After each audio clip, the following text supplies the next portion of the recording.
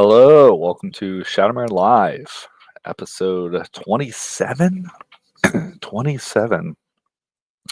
And yeah, it might just be me by myself, all alone, the loneliest number that there could ever be tonight because Kyle is unable to make it and William is having a boomer moment with his microphone settings or something. I don't know. He's trying to figure that shit out now. So this might be a pretty short show. Or if people come and pop in, we'll see what happens. But there's a lot to talk about. Um, so we will we will jump into that shortly. Just go over some housekeeping. Um, in fact, can I pull it up? Whoa, actually, I'm gonna pull it up on a separate tab so I don't mess anything up on the actual website. But if you we're a professional show, folks. Let's see what happens here. All right, cool. So as you go to Indiegogo, type in Mercenary Guild, you will see. Oh my God, what is this? Holy shit. We did it, folks. We are live. We're live with. Ooh, and is this age restricted still? No, I don't know. That's weird. Maybe it's not. Maybe it still is. I don't know. We'll have to see. Sometimes I just like to age restrict our stuff just so we don't get any, weirdos coming in to flag our videos or whatever. So, we play this on the show, so we won't watch it here, but I just want to let everyone know the first of our three crowdfunding campaigns for Mercenary Guild Issue 1 is our live. And look at that. We already have 50% of our, well, this is the minimum goal. So don't feel like it just ends there, folks. But yeah, but we're pretty excited. We're going to get 8 backers, up to $236. See most of the people, you can see what they got. Most of the people got the issue 1. Looks like we got a digital, and got the variant cover. Let's see. 3 people got the bundle, so they're gonna get both issues. Let's see. Anyone go crazy yet and go for? Oh hell yeah! Someone got the metal cover, so we're gonna order some metal covers. Excuse me. No original art yet, but since we're at $200, we're almost to our second goal. I have to not only, as you can see, update some of these graphics so you can see what these are, but I need to do our first stretch goal, which is going to be sweet. You guys are going to get some sweet bookmarks and a little bit of a bonus there.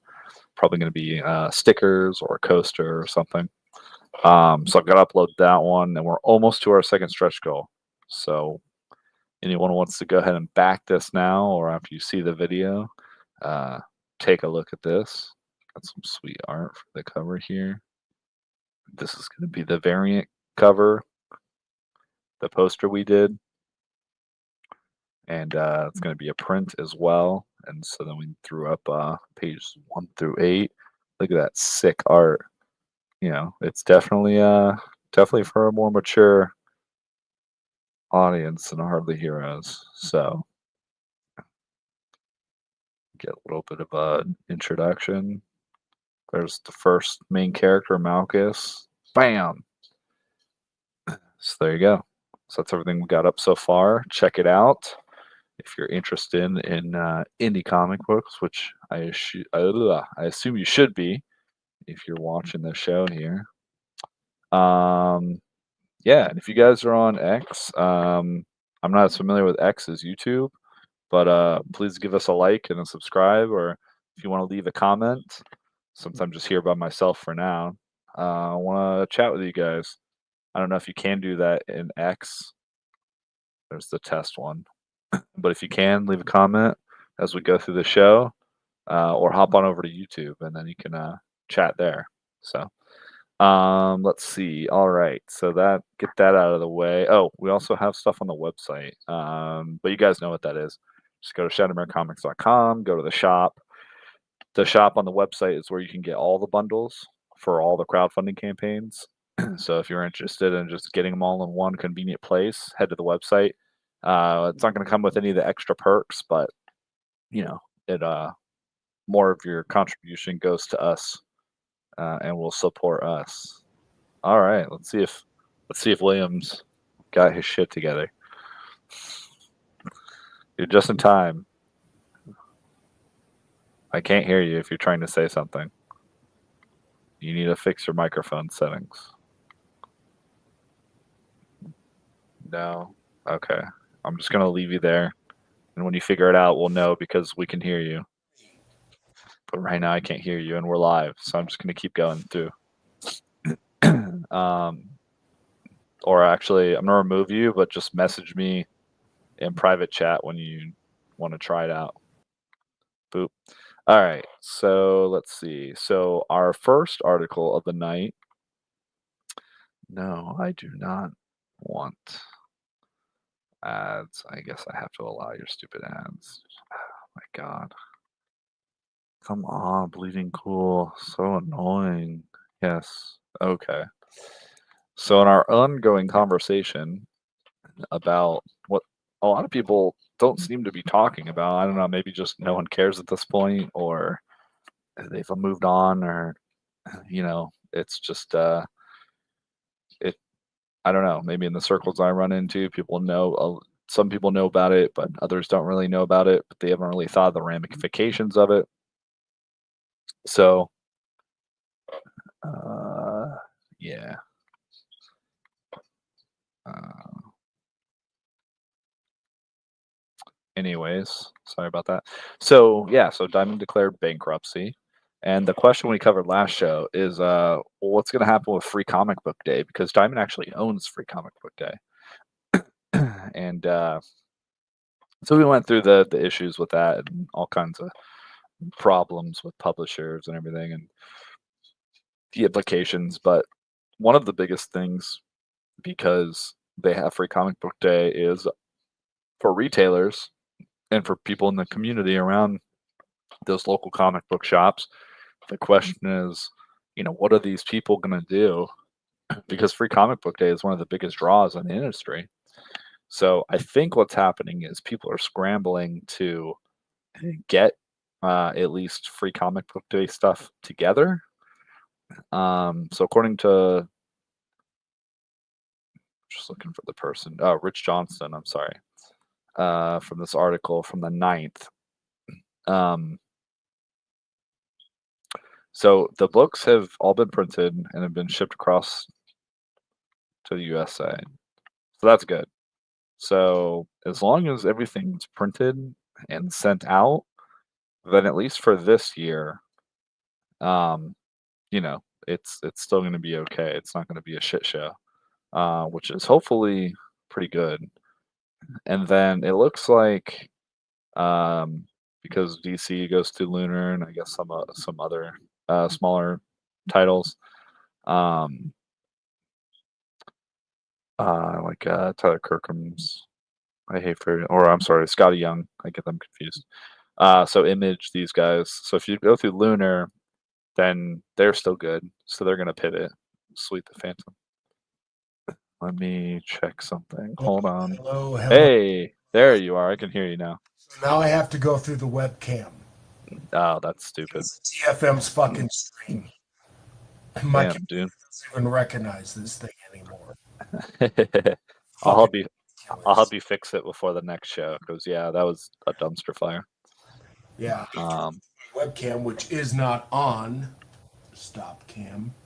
yeah. Well, we're live, so. All right. So anyways, I'll catch you up to speed. We didn't get very far through it, but I just pulled up the first article here. Kyle's What from Kyle's not on tonight. He had some stuff to take care of. okay. He's taking a mental health day That works. or night. So we're following the continuing story of what's going to happen to the comic industry once Diamond like follows through on their bankruptcy and collapses inevitably. And Free Comic Book Day is such a big part of the comic industry still, and for It's the retailers. biggest day of the year for the comic book industry. Yeah, exactly. And for the communities that surround them, et cetera, et cetera. For indie people who take advantage of it. So anyway, uh, this Rich Johnston guy has gone through and kind of compiled some information about it. It sounds like, at least for this year, it's still going to go through because they've pretty much already shipped all the books, and that the bankruptcy is in April. Uh, so that basically everything happens before they they actually follow through with the bankruptcy. Right, and I think it's Um, already made and shipped from overseas, which is strange. right, right, exactly. So they sent them out pretty early, which is good, because I mean at least we'll have a free comic book day this year, and retailers won't have to freak out and scramble until next year. Um, It looks like a very limited run, though. Like when you that graphic on your screen, they used to have quite a few free comic. Well, These well, different. so these are some of the titles that are going through Lunar because it's not just Diamond anymore, right? Like Lunar and Penguin are pretty much exclusive publish or not publisher distributors for DC and Marvel. Yeah. So you have people like Image that have hopped on board. So they're kind of picking up the rest of the slack because um, you have obviously people who already left Diamond. You have some new publisher like Mad Cave and Vault, which I just found out. I think Mad Cave is South Florida somewhere. Anyways, I might don't quote me on that, but I think based off a conversation I recently had with a buddy, uh, that's where they're located. But anyway, so yeah, so they recently left. So DC is only available through Lunar. So I don't know if this is everything. I mean, it seems like through Diamond they're still getting you know bundles of 10, 25, 50. Oh, I'm sorry. No, that's through Penguin and Lunar. So everything else should still be through Diamond, essentially. Um, so that's some good news, you know. Well, I think they have to still fulfill some orders before, you know, Chapter 11. But okay, so this year is saved. Oh, What does the sweet. future hold? And ugh, pretty grim. Right, exactly. Then it's all downhill from there. Yeah, at least they're trying to help retailers, and I actually find that a positive. They have comics ready to or actually shipped, ready to go, and that's good. That's good. That's what Yeah, we at want. least they at least they were professional enough to get all those out. Yeah. So yeah, so this, like these are some titles that are through Penguin, and they list them right from like IDW and these other publishers. It's the Godzilla one's interesting. I At MegaCon we just did last weekend. Dude, it's fucking exhausting, but this year it was interesting because I tried to get more out into experiencing the convention instead of just like standing behind a table for 4 days. And yeah, but I did walk by an artist. I think the only comics I happened to pick up were this variant Godzilla. But I'm kind of excited to do that. Um, it's like, Yeah, but and that's something we can talk about is your experience at Comic Con. yeah, we could talk about that. I just want to mention real quick. MegaCon, rather. Sorry, my Oh, bad. you're good. Before we talk about that, I just want to ask, like, what is this a shotgun? Like, this doesn't look like the end of a barrel of a shotgun. It looks like It looks like it was. It looks like a is it? suppressor. I maybe. Okay, but he's holding it with maybe because he's got a one underhand. But then it's like this looks like just a nut. like someone screwed a nut and threaded it on the end of a gun, which is Well, that fleshy. is kind of suppressed. I mean, you can actually home make suppressors. If this is the suppressor, Yeah. yeah, I don't know. Anyways, I just happened to see that tower dungeon bundle. Cool. So yeah, so there's I mean, you can see like there's pretty decent amount of um Diablo. That's cool. There's a good amount of free comic book books that are still coming out. So that's pretty cool. I mean, this is like a pretty big list. Yeah, and hopefully between this time and next time, because the publisher's going to make them, so hopefully they get their distribution dialed in. Between now and then, I don't see why they can't and still stay afloat. Right. You know, they got ample time to fix the problem. Now, will they? Some stores might, Right. some Will they? stores may not. You know, This is Bleeding Cool defending that retarded trans comic in Peru. yeah, yeah, but there's USAID is come across so many things that just make my stomach churn. And my dad was a controller for an engineering firm, and so he's a accountant. And he said years ago, I mean, way Boy. before the culture war, way before anything, he would love to audit the federal government when we have hammers that cost $100,000 or toilet seats that cost 25,000. This this level of waste of our tax money has been going on way too long, and it shouldn't be a partisan position. Right. That's the problem. But it's really weird. Like all of the people, and okay, sure, you could say it about people in Donald Trump or whatever, but like the amount of people that are on the left or like call themselves liberals or Democrats or whatever, the amount of like simping and dick sucking for these fucking government officials Yeah. that like they like have no connection to them. It's like it reminds me of like all these weirdos who will like their whole identity is like, Xbox when it's like a new when the new consoles come out and Mm-hmm. you have all these people coming out of the woodwork to be like defending Fanboys. PlayStation. Yeah. And it's like you have these fucking losers that are just fanboys of of these politicians or like the government. Yeah. And it's pretty stupid because A, they don't care about you. And B, it's obvious. And C, like there's no like trickle down benefit for you. Like these people have these perceived self interest for whatever reason of like, oh well, if XYZ, and these people, and then they want to like pull hairs about, oh well, it's not a trans comic, it's just a gay comic. It's like, yeah, that doesn't fucking help. Well, Like that doesn't it matter. You fucking transcends idiot. to recent disasters. Obviously, in your neck of the woods, we had the hurricane, and there was not enough FEMA money, and there's even reports that they Oh my skipped god. houses. But yet, just now gave $59 million to illegal immigrants for luxury hotels in New York. And Right. then obviously I'm out here on the West Coast. We kind of had this fire. I don't know if you heard about it. We And then gave yeah, you yeah, guys we had a gave pretty big fire out there. Ukraine. We're not spending our money for firefighters, and this is nationwide.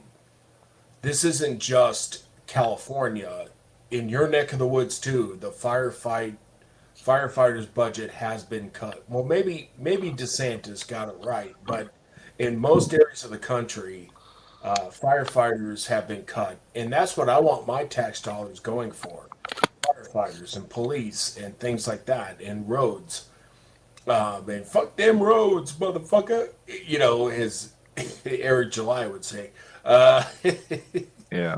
And the thing is that Oh, I talked to the Ripaverse people this weekend, past weekend, by the way. okay, let's get Uh, into that in a bit. But yeah, after yeah. my rant, but Go the ahead. American people are not being served. we're serving everybody else. We're not being, and these politicians are serving themselves when they live in $374 million mansions, but they're only supposed to make 300,000 a year. It doesn't make sense, and it doesn't matter what side of the aisle you're on. There is significant corruption, and our dollars are not being spent for the right things. And it happens in the Pentagon. It happens in education. Happens across the board, and we we deserve to be served. I mean, we're paying for woke shit. I mean, when people Yeah, boycott a movie, it's like you're still paying for it because that's Disney was probably giving money to make that fucking thing. that's But what I've been saying for years. Yeah, yeah, you're still like paying for it. yeah, they're just getting subsidized by the government or some weird backdoor deal. You Some know, slush through fund, like and that's what USA yeah. aid is. It's a slush fund. Well, yeah, and they had, of course, they have to have that guy who owns Coliseum chime in and make, he makes a halfway decent point about like, well, why is some Peruvian studio getting this money when like a bunch of American comic creators can barely raise like a few $1,000s on Kickstarter, and you're missing the point. The point isn't well, and that's the whole stupid idea behind the leftists of like, well, why don't I get free shit? I even hear people on the right talking about this. Well, like all this free shit should go to us. Like, no, we shouldn't be spending billions of dollars on any free shit for anybody. Yeah, Like, we should cut all the fucking foreign aid. We should cut a bunch of this bullshit. And they haven't actually cut any of this why don't stuff we yet, by take the care way. of our disabled veterans first? How about that? Yeah, I mean, there's a whole laundry list of things you could do. Like, you could build a house for every homeless person in this country for what they spend on like some of this, you know, just total bullshit. You know what I mean? Like, Right, like a transgender play on in Ecuador oh, that one was in Colombia. or Colombia. Yeah, I know that one because my wife is Colombian, so we joked about that one. Is your Spanish coming along pretty good? I don't want to talk about it. Un I poco. have the app. I have the app open. Un poco. Un But poquito. yeah, so it's pretty stupid. I mean, all this stuff like I guess finally the average person can see, but yeah, this shouldn't be an issue for anybody. Like there's It so really much shouldn't. they're like our infrastructure is breaking down and collapsing. Like Oh, all of the stuff that people don't probably take advantage, like day-to-day things.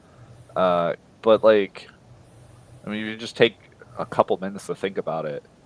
yeah, it's like back in the 90s. So we're driving on roads and we're going up to Eugene, Oregon to go to a Oregon Ducks game. Me and my buddy. And we're just driving through California, and it's just rough as shit. As soon as we get into Oregon, the roads are smooth. They're all nice. It's like my fucking suspension's ready to give out. My shocks are shot, and it's like we get into Oregon, it's nice. It's nice. The roads are nice. They're smooth. They're paved. They did what they were. This is back in the 90s. I'm sure they're probably dog shit now, but I live in California. I don't live in Minnesota anymore or North Dakota where the roads really get fucked up from snow and salt and chains and shit like that. Hmm. And Yeah, so yeah, there's all kinds of better things we could be spending that are also productive, not just giving people free shit because they're jealous of the other free shit other people are getting. Like, can well, we they, all? they just basically hate Americans and they hate white people and they hate men, and they hate straight people and they hate families, and they hate capitalism, they hate uh, Christianity, they hate all of it across the Yeah, board. they None hate of it is everything that completely off. they hate everything that's good in life. Yeah, They hate everything that requires like a modicum of responsibility or sacrifice. yeah, Like, if you want to just boil down most people's attitude, it's literally just I just want to live a hedonistic, shitty loser lifestyle and avoid all responsibility. Like, I want to seek pleasure and avoid responsibility, yeah. and that's whether they have money or not. So, okay, one more thing I saw as I'm looking at their little popular now silence. So Blood Moon, this is also in my backyard. They're somewhere in Florida, and it's interesting because it's like, and this is exactly what I talked about. It's like, why are you so reliant on Diamond? So like, they're dependent on Diamond. They they have a bunch of unpaid invoices. So now they have these financial woes, uh, and they still have to handle all this stuff to close. But yeah, now they're like, oh, okay. So it's like, okay, so you had Diamond and an online store. Like that's all you were doing. Like, you know what I mean? It's like, and you had like four title. Like, what do you? What? Like, if it was that easy to take you out, it's like, okay, goodbye. Like I hate to say that against like another smaller press publisher, indie creator people, but They're going to have to use crowdfunding. yeah, you have to be more resilient than you know. Anyway, so yeah, man, we can I can kind of give an overview of the MegaCon experience. Yeah, I'd That was like to pretty interesting. hear about it. I'd totally like to hear about it. So yeah, so the convention is like, it's either very aggravating or very exhilarating depending on who you are. There's so like for us, um not only were we in another shittier spot this year, Shitty. um Okay. yeah, so like it seems like they like bounce between different sections of the convention hall every year, and so this they switched it up again. And I want to say last year they had two rows, but maybe it's just because we found some empty tables and snagged them, like the first day or two of the You show. did that, yeah. You remember. And so it helps tremendously when Shocker, you're actually like in the comic section where people go to shop for comics. Because outside of that, when we're just in random artist alley tape, like you have to understand, William, there's like probably like 500 six. I would say conservatively, trying to remember how many rows I went up. There's probably 500 to 600 rows tables worth of artist alley people. So not literally like that many Yeah. rows, but so there's like 600 people tabling in the artist alley section. I mean, it's just a sea of people. They don't fucking label like any of the rows for this area. They just frankly are lazy and they don't give a shit. Like they don't have like, oh, this is aisle 1 through 25 or whatever. It's just dumb. So they do stupid lazy shit. And for the longest time since Fan Expo took over, they have volunteers, and I think maybe they pay them now or something. So when it comes to us, like if you're not a guest or a celebrity, basically they could give a shit. Um, and they actively try to make it harder, like just like they're trying to price people out of the show, or Oh like God, nickeling that and diming sucks. people for money and stuff. Yeah, so it becomes a point where it's like basically not worth it, but the FOMO of like, oh well, you're in front of 100,000 people. It's like the biggest show on the East Coast. That is supposed to translate to like good marketing, but it really doesn't. It's actually diluted. Yeah, it's super diluted. The quality of people you get there, and again, I'm speaking for us because we're not selling like fan art. In fact, there was someone next to us, our neighbor, and I was just talking to this guy who was helping this girl out, but she was just like some random lady who does, I guess you'd say, quote unquote, artistic versions of like SpongeBob and like anime character, like Pokemon. That's like the vast majority of these people. So if any of these companies actually came in and said, "Hey, Fan Expo, you better start like enforcing our copyright," none of those people would be there overnight. They'd all go away. It's just free marketing for the companies, and or for the brands, I should say. Anyway, so most people try to find some little niche, or they just or like, oh, I'll sell blankets or whatever the trendy thing. Or some people just sell prints, and some people literally just sell like AI, like AI art Yeah. prints. And that's just not us. Like we're not selling a bunch of fan art stuff. Most of the what we do is original, and we produce our stuff, and so that's a huge um it's a huge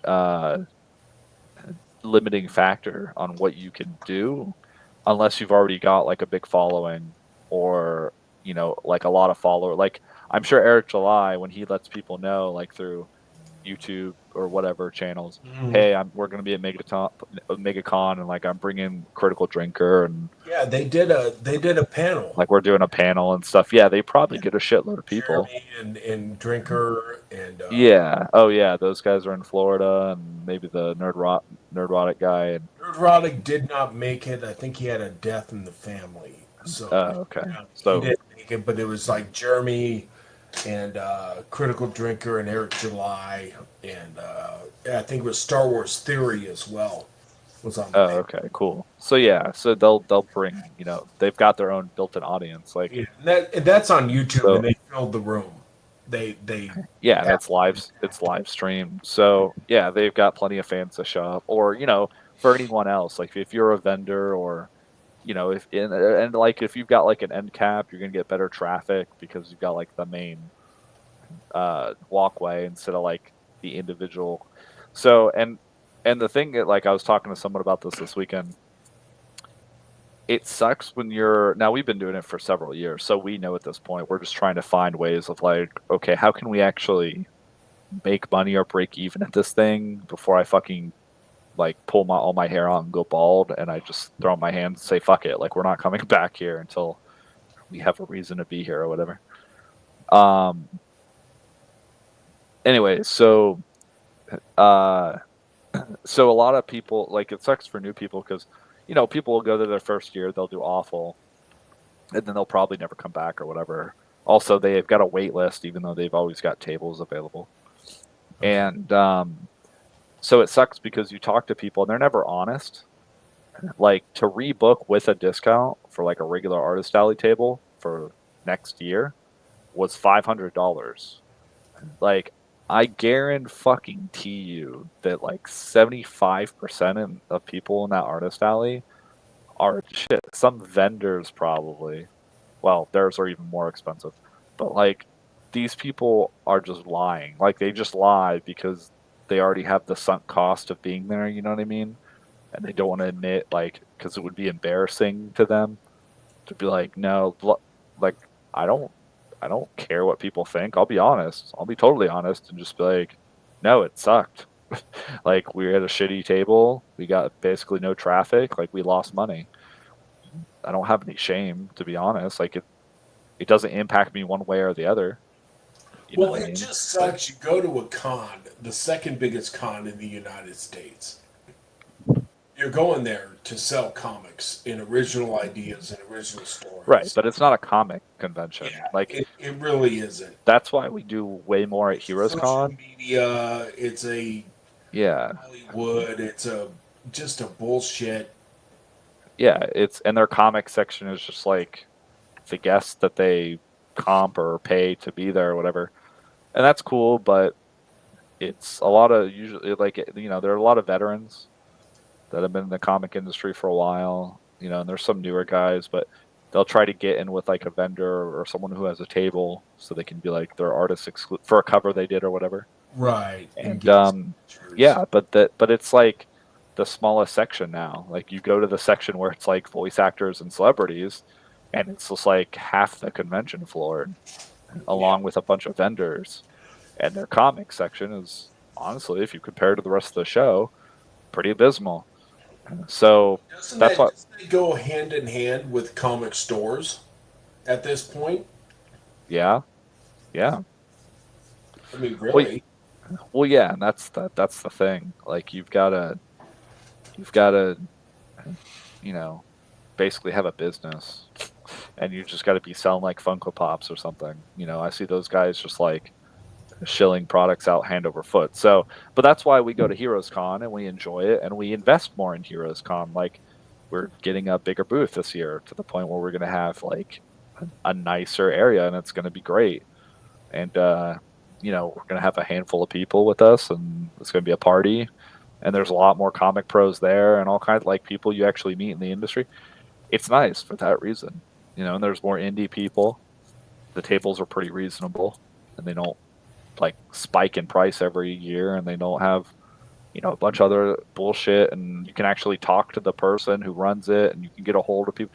Like, it's just a better experience overall for the people who actually pay for that convention, where as MegaCon, if you're going to the convention, like when I wasn't worried about oh my god, are we gonna make enough money for like food this weekend, or like, oh, how many books does Kyle sold, when I was out just enjoying the convention, doing whatever, I guess, like some shopping or going to a panel or whatever.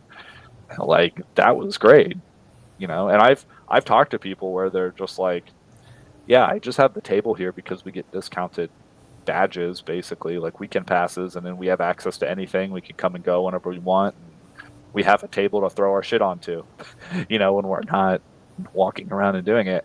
And so I'm like, you know what? To be honest, that's a lot better way to look at it, if and just accept, like, okay, well, I'm gonna seriously maybe try to sell some stuff. Nobody stole from you this time. I think. Didn't somebody No. rip off Luke? On Oh, I don't know. Yeah, I don't know if that happened to him last year, but yeah, no, we're fine. I mean, no one typically, like, we just take the cash box with us wherever we go. And if I happen to have like, a decent comic book that I throw out because I got graded or whatever, then I just take that down and hide it or whatever. But yeah, I mean, but that's also the other side of the coin of like, no one knows who we are. It's all original stuff. It's not like someone walking by is like, ooh, I'll take that. Unless it's like a sticker. you would Keep you'd be getting. surprised. Yeah, so we just take like, the stuff that's actually worth money to the average Like, I don't leave my laptop there. You know what I mean? Like, we take all that stuff with An us. original print of Malchus. Nah, yeah, fuck that. Uh, yeah, no. Yeah.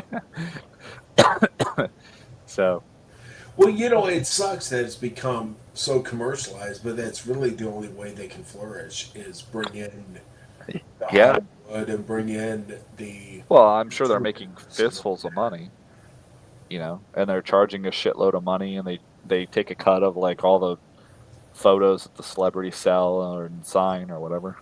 well, and the So celebrities get, I think, minimum 5 grand just to be there.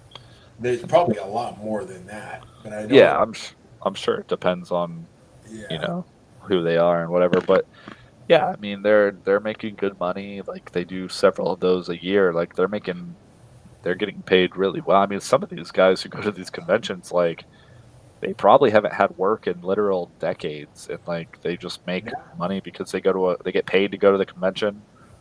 They travel several And conventions horror a year. conventions. If you ever saw the original Evil Dead movie, there's Oh, girls in okay.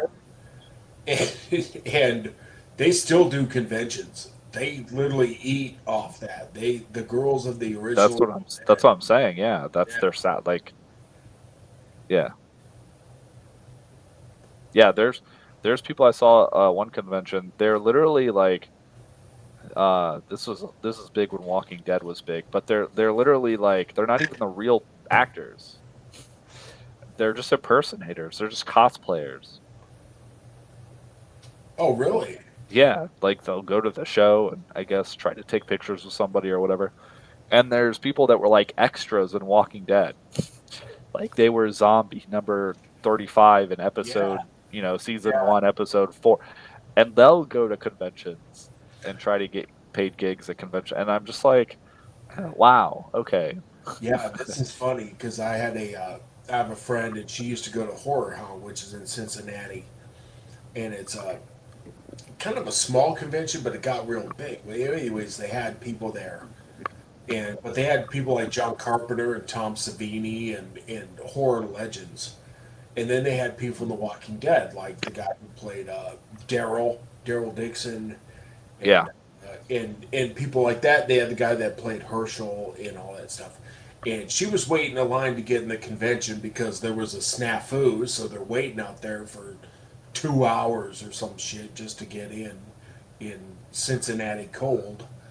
And a lot of the people in line, they were like pure horror fans. So like, what's all these Walking Dead people coming to our fucking convention? You Yep. know, and what's this? And even though my friend was there to see uh, Daryl Dixon, and she got I think she paid 120 to get a picture and everything. She met the guy who played Merle, who's also in Guardians of the Galaxy.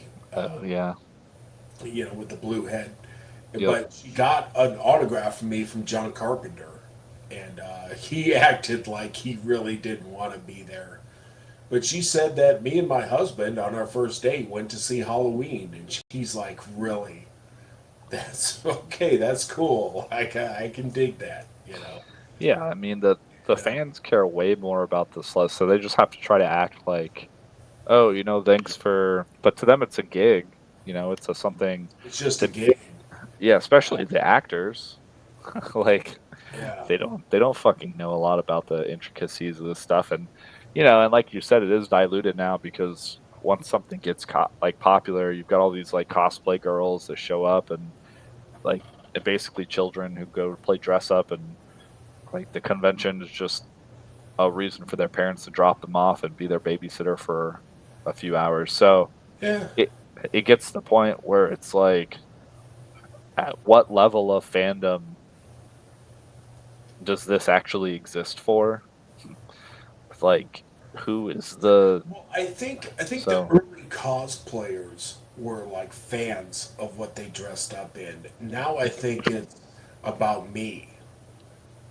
You know. yeah, they're very narcissistic, but yeah, but they have like, they're like, oh, I heard of that or watched the Netflix adaptation or whatever. So I mean, but you can't do anything. Like, you can't be like, there's no test. You can't go to the door and be like, oh, stop, sorry, and give them like a survey and be like, hey, here's a questionnaire. Like, what's your, what, name a scene in like Supernatural or whatever. Yeah. What's the name of the main characters? I guess you could, honestly. That would kind of weed out most people if you're like doing a, Who are you even dressed as? you know. yeah, just basic questions. They can't even figure that out. You're like, go away.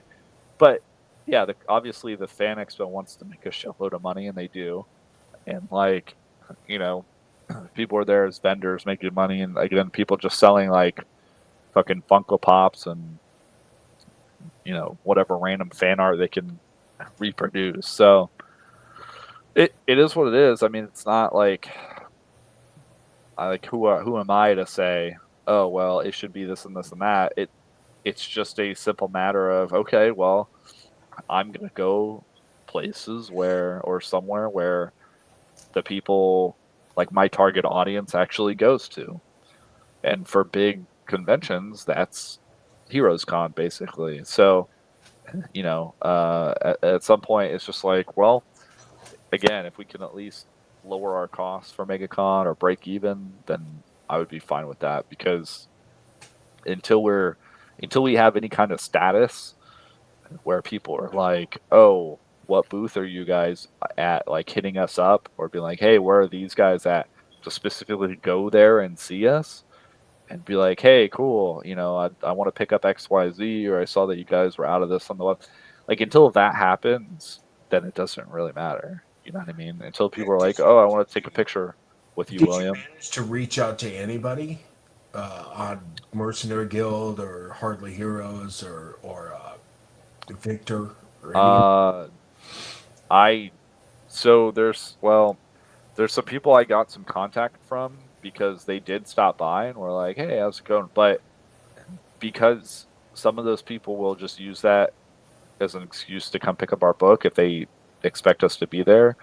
We don't have a new issue of Hardly Heroes out, which is kind of dumb on our part, and we don't have the Mercenary Guild issue one out yet. So then, basically, when I send out an email blast to say, "Hey, all three crowdfunding platforms are up online, go check it out," that's what we have to rely on.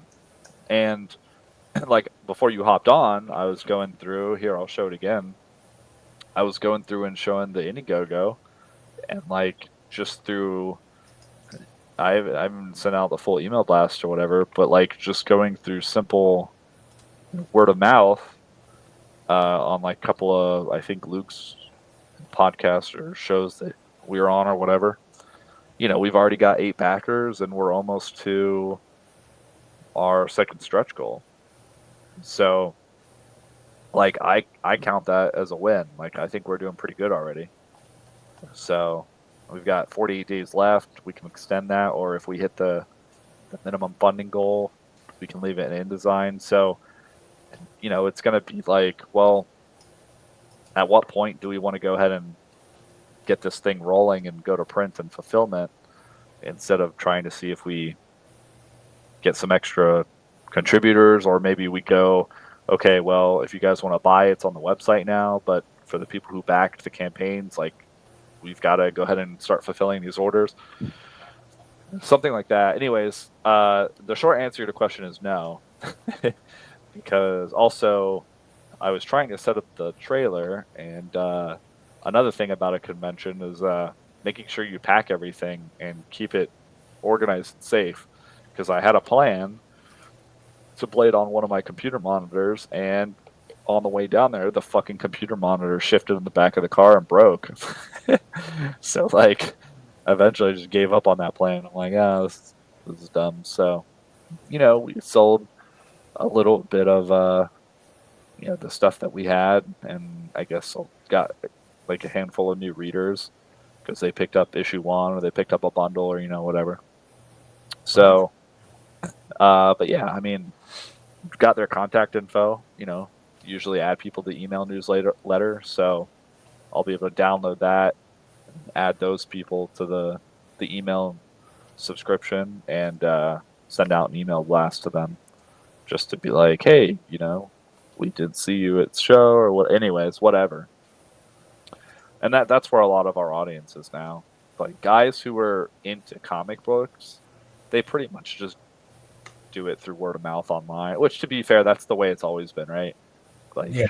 like people who are interested in something, they'll go seek it out, and if they like the product or they like you, like they'll buy it.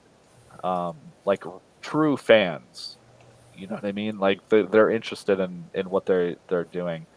Like normies and just like random like teenage girls and women, like they don't fucking care. Or like some lady there that's just like buying her shit. Like she's never read manga or watched anime, but she's just like, oh, my nephew is into the anime. And you're like, well, which one? She's like, oh, I don't know. There's more than one, you know? Yeah. So like that's like the average person get to go in that convention specifically. So you either cater to them or you don't. Like it's not really and like the people who are guests, most of them don't have original stuff either. They're all there because they're working on a book made by Marvel or DC. Like a lot of those guys are working on like Absolute Batman or whatever and so they have the social proof of like, oh, look at this industry artist working on this book. And then they'll get some people that are like, oh, I like your work or whatever, and for some reason they're willing to spend like $45 on a signature, or like $100 on a random variant cover of a book that will be worth like 10% of that as soon as it leaves If your that. hands. Yeah. So it's just like, it's like a weird, it's a lot of FOMO, and like people that are either they, I don't want to say they're like predatory, but like they're operating on the premise that it's either a They can flip speculation. it. They can flip it. Yeah, so it's either speculation or they have like a hoarder mentality because they're a nerd, and they don't have like real assets. So they have like this scarcity mindset, and they're just like, oh, I have to hoard, random comic books and stuff instead of like investing in their employer's 401k, or learning about finance, or like buying a house or whatever. So Yeah. so I It mean, is what it is. that's like these people who are currently buying comics just to buy them and not even Yeah, read them right, and just exactly. put them in their collection. It's like, well, it's Amazing Spider-Man. I don't want to hold my collection. They don't even read it. And so I question these people on two fronts. One of What? them is that Yeah, you either loved comics and loved reading them, and that's why you got into them, and now you're not doing that anymore. So then what's the point? they're And just like the other going through the front, motions. yeah, and the other front is, all right, you're speculating, think of all this woke tard bullshit is going to be worth something someday, and it Right, won't. right. So It's not for you sure. fail. You're basically addicted. You're Hmm. failing across the board. Break your addiction. Stop spending your money. And I Yep. understand that the FOMO, the fear of missing out. Um, but at Yeah, some it point happens to the you have best to of come us. forward. But that's why I bought. Well, it was a set, but I basically bought one book while I was there this weekend, and I even went into it thinking, "Oh, I'll probably at least get the Absolute Batman because like I want to, pick up an issue one of that and read it and see what it's like and talk about it or whatever." But even that, I was like, well, I can just go get like a third printing, or if they're on a second print, I don't care. Like I'm No, not collecting it. I'll just read it, yeah, and then or I'll get just a get it from the paperback. Or, yeah, I'll get it from my local comic shop and support them. Like instead of buying this stupid overpriced bullshit. And so that's why I got that one Godzilla book, and I really like the artist's style, and I might, try to hire him to do a cover on one of our books. You know what I mean? Like something like that, where it's like, oh, this is a good learning. Um, this is a good opportunity to learn because like we're working on a book that uses kind of like watercolor, digital watercolor shading. So I'm like, oh, that caught my eye, and it's interesting for horror stuff. Anyways, I've got ulterior motives, so I was like, this is basically a business write off. Um, yeah, but like I bought one thing, one book. I didn't go in there and spend like $500 to get a million things signed and then send it off to CGC to get graded. Like that is complete fucking waste of your time, to be honest. And like you said, William, like that shit isn't going to be worth anything. In fact, you see that like all of these, like none of these things are selling. That's why if you go walk around any of the dealers, like they have just have like rows and rows of racks of yeah. slabbed comic books and fucking variant covers, and no one gives a shit. Like, You won't even get face value for yeah, you won't get your that money shit. back. So, or like maybe you're lucky and you're like a whatnot seller and you sell to people maybe overseas, and it's like, okay, well, I get, or sometimes you might get like it's like a gimmick, and so it's like, okay, cool, whatever. But yeah, the vast majority of the shit is just not like, I don't know, unless they were refilling all the racks and stuff. I walked by some of the even the guest artist pro tables, and it did not look like they were moving a ton of product. You know what I mean? So it's like, People aren't there for comics. The bottom yeah. line is So this year was extra weird. So, new. I Yeah, new comics are established. They're just not there. yeah, They're tourists. yeah, exactly. And people listening, I might be sounding pretty negative, but I'm really not trying to be negative. I'm just trying to be realistic because this is also kind of a PSA for people who, if you can get into a bigger show like this, like you really need to think about what your target audience is, and it may be it may be the people that we're describing that don't give a shit about us at all. And if it is, that's the case, go for it. Like you'll probably do gangbusters and you're gonna have a great time. But if if you don't have a following, um, and you're trying to do something like we're doing, or even anything original, like just original art, if you don't have something that's eye catching, you're gonna do pretty fucking bad. So if you don't have a way to like really, really differentiate yourself, and the people I notice that do well there, that do have something like semi-original, they already shill out like $1,000 plus dollars to get a bigger booth, like a corner booth or like a vendor booth or whatever, because they need the traffic. Like they also need traffic to differentiate themselves from everyone. So it's it's kind of one of those things like how much money are you willing to throw at something that's basically a marketing expense that's not profitable.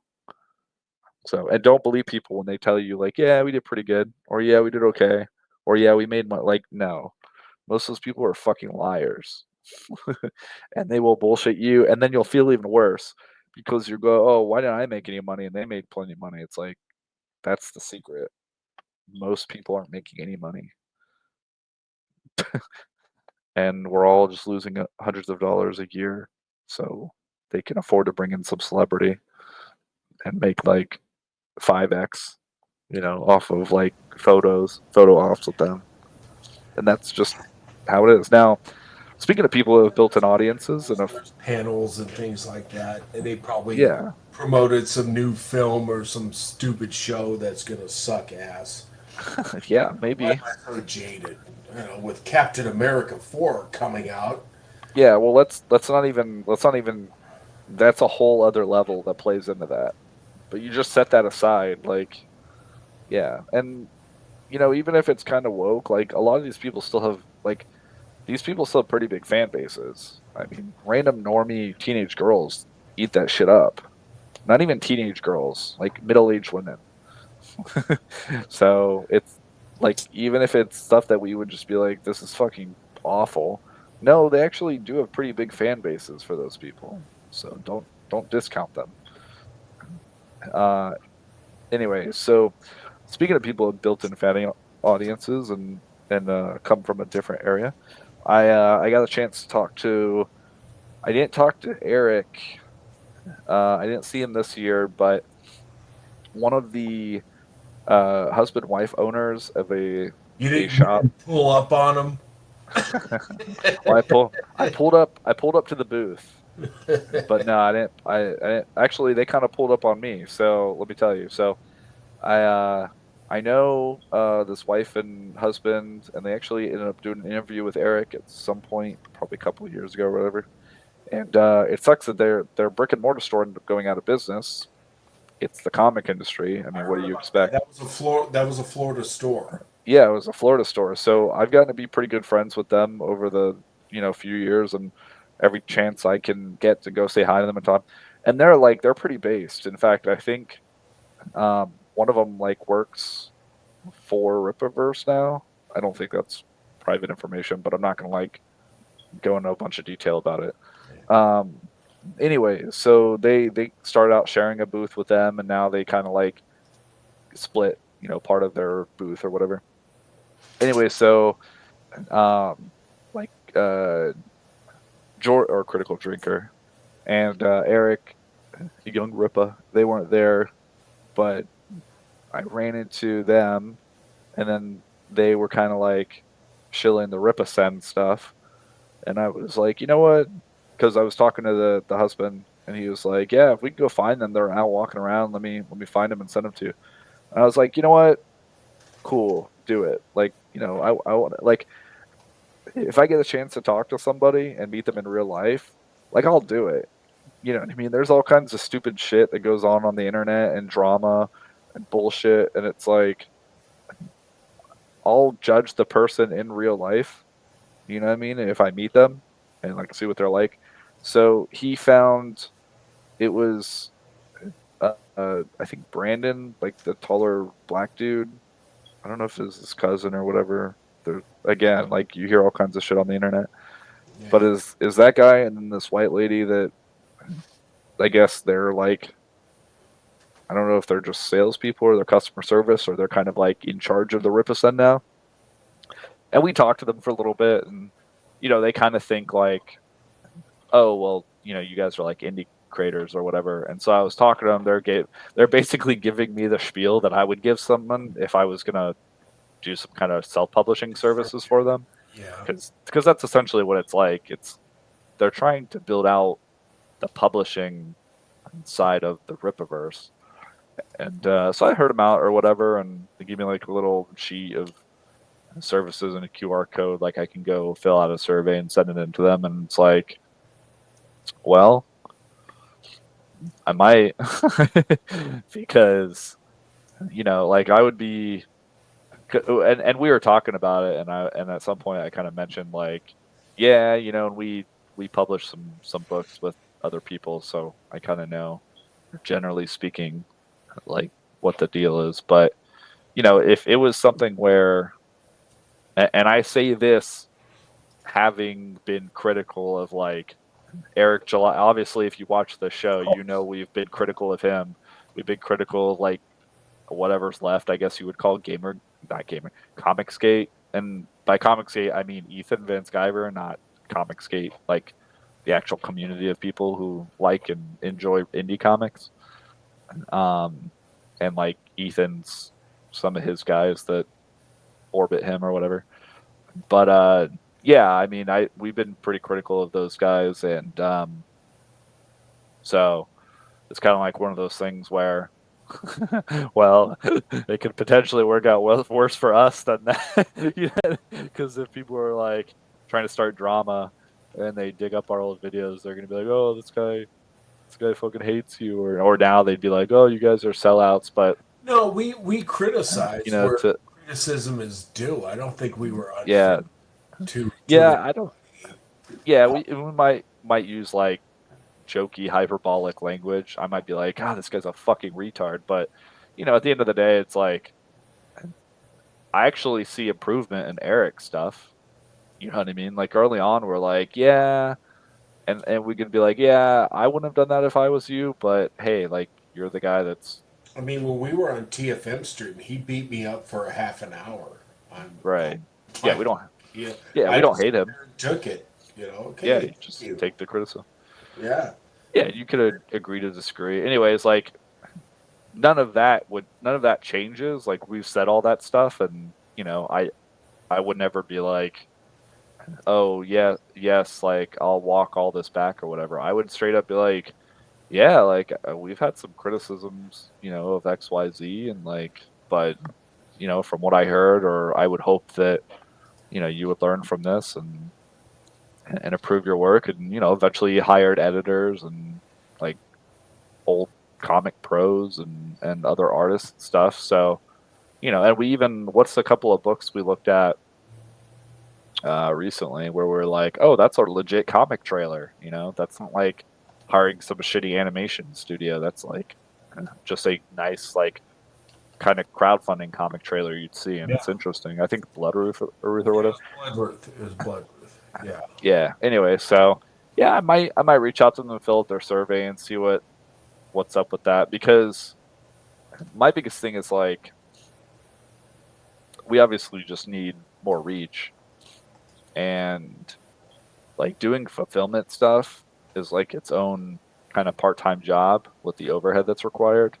And right now it's like, yeah, like I, would rather save the money and do it myself. But if it's a combination of, hey, promote, like we get more, uh, like focus on our stuff and then are able to promote it. And then all of a sudden it's like, oh, well, you have to fulfill, a few hundred orders. Like that's a different story. So it would literally just be like distribution and promotion. And then it's like, okay, well, how much do I want to like? How much of a revenue do we want to give up or royalty, and then just see if it's worth it. But yeah, I mean, And there's other distributors that Luke knows of. I used to have yeah, down. I have to look at him, but talk to Luke. He knows people yeah. Well, at a very reasonable rate as well. yeah, well, yeah, and it's just like someone acting, because I don't have the time, frankly. Like someone acting on our behalf as an agent to like, if I was like, okay, well, cool, you can print books at like a much higher cost because of volume, great.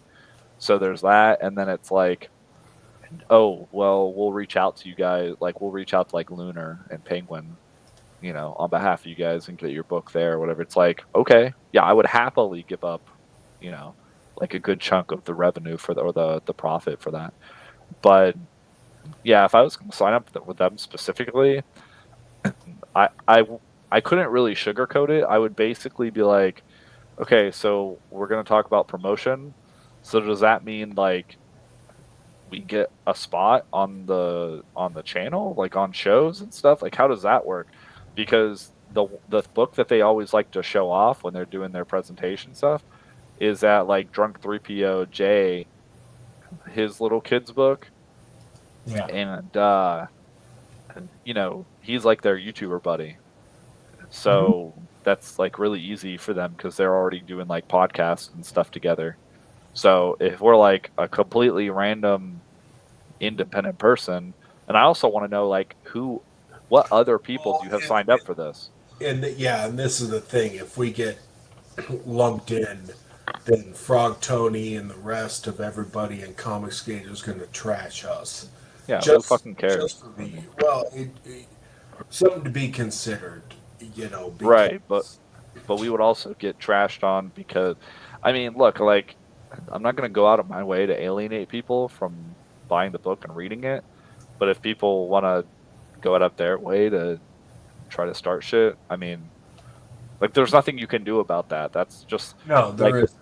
that's like the equivalent of like some SJW coming after you because oh, this comic has like boobies in it or something stupid. You know what I mean? Like this comic is meant for boys and men. How dare you try to sell a comic book that doesn't pander to women, right? Like it's the same kind of shit. Like how dare you try to sell a comic book that doesn't pander to Ethan Van Scott? You know Yeah, what I mean? Like the fucking ego on a lot of these people on the so I'm not saying that about these people obviously, but like if that were to be the case, then you know, it is what it is. Like I mean, we're looking at the numbers now, so it just I depends think on the there's more numbers, right? reasonable measures though than Rippaverse. Right. Letting you Well, know, I yeah. would Well, not pull that trigger because you get 40%. So um, try to stretch that out because I really don't want to pay extra for because I think that's a snag that people are bringing up the whole Rippaverse and well. Jason. Again, I haven't like submitted a application to them yet. I'm just saying this happened at MegaCon, and it's not out of the realm of like it could be an option. But again, if you're gonna say, okay, we're gonna promote your book, well, what exactly does that entail? Because as far as I know, you guys are all on YouTube. So And he hasn't where promoted anybody but Jay. And maybe well, so then is that the only person they got in Represent? I think so. Maybe, exactly. But okay, so if he promotes them, then you know, logically, if we get on Represent, like, are you gonna promote it? And you know, it's not like it's gonna change the book at all. Like it's still a Shattermare comic title, Right. right? Like I'm not gonna slap maybe like a Ripasend will replace like my local printer, you know, that's currently got a credit in the back. Shout out to 904 Printing.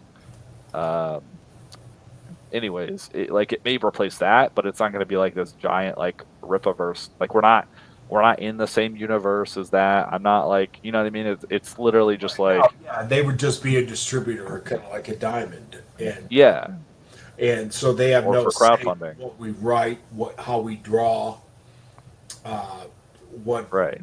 whatever the fuck we do artistically. They just pack and ship, and that's Yeah, it. And that's all you. which right, which if someone could help with that side of publishing, that's fine for me. And I've talked to people already about that kind of stuff. Like, there's like Scout Comics, which is a big Florida like indie, I guess, a smaller publisher. And I talked to one of the guys who's, I guess I would say like in the higher tier of working for that company, and like a couple of people who've been signed by them, and just get an idea of like, what do you guys require? And I kind of already had an idea like going into it, but I asked them too. I'm like, well, that's not what I need. Like I'm already putting in all the legwork with Yeah. these books and like the creative teams and everything.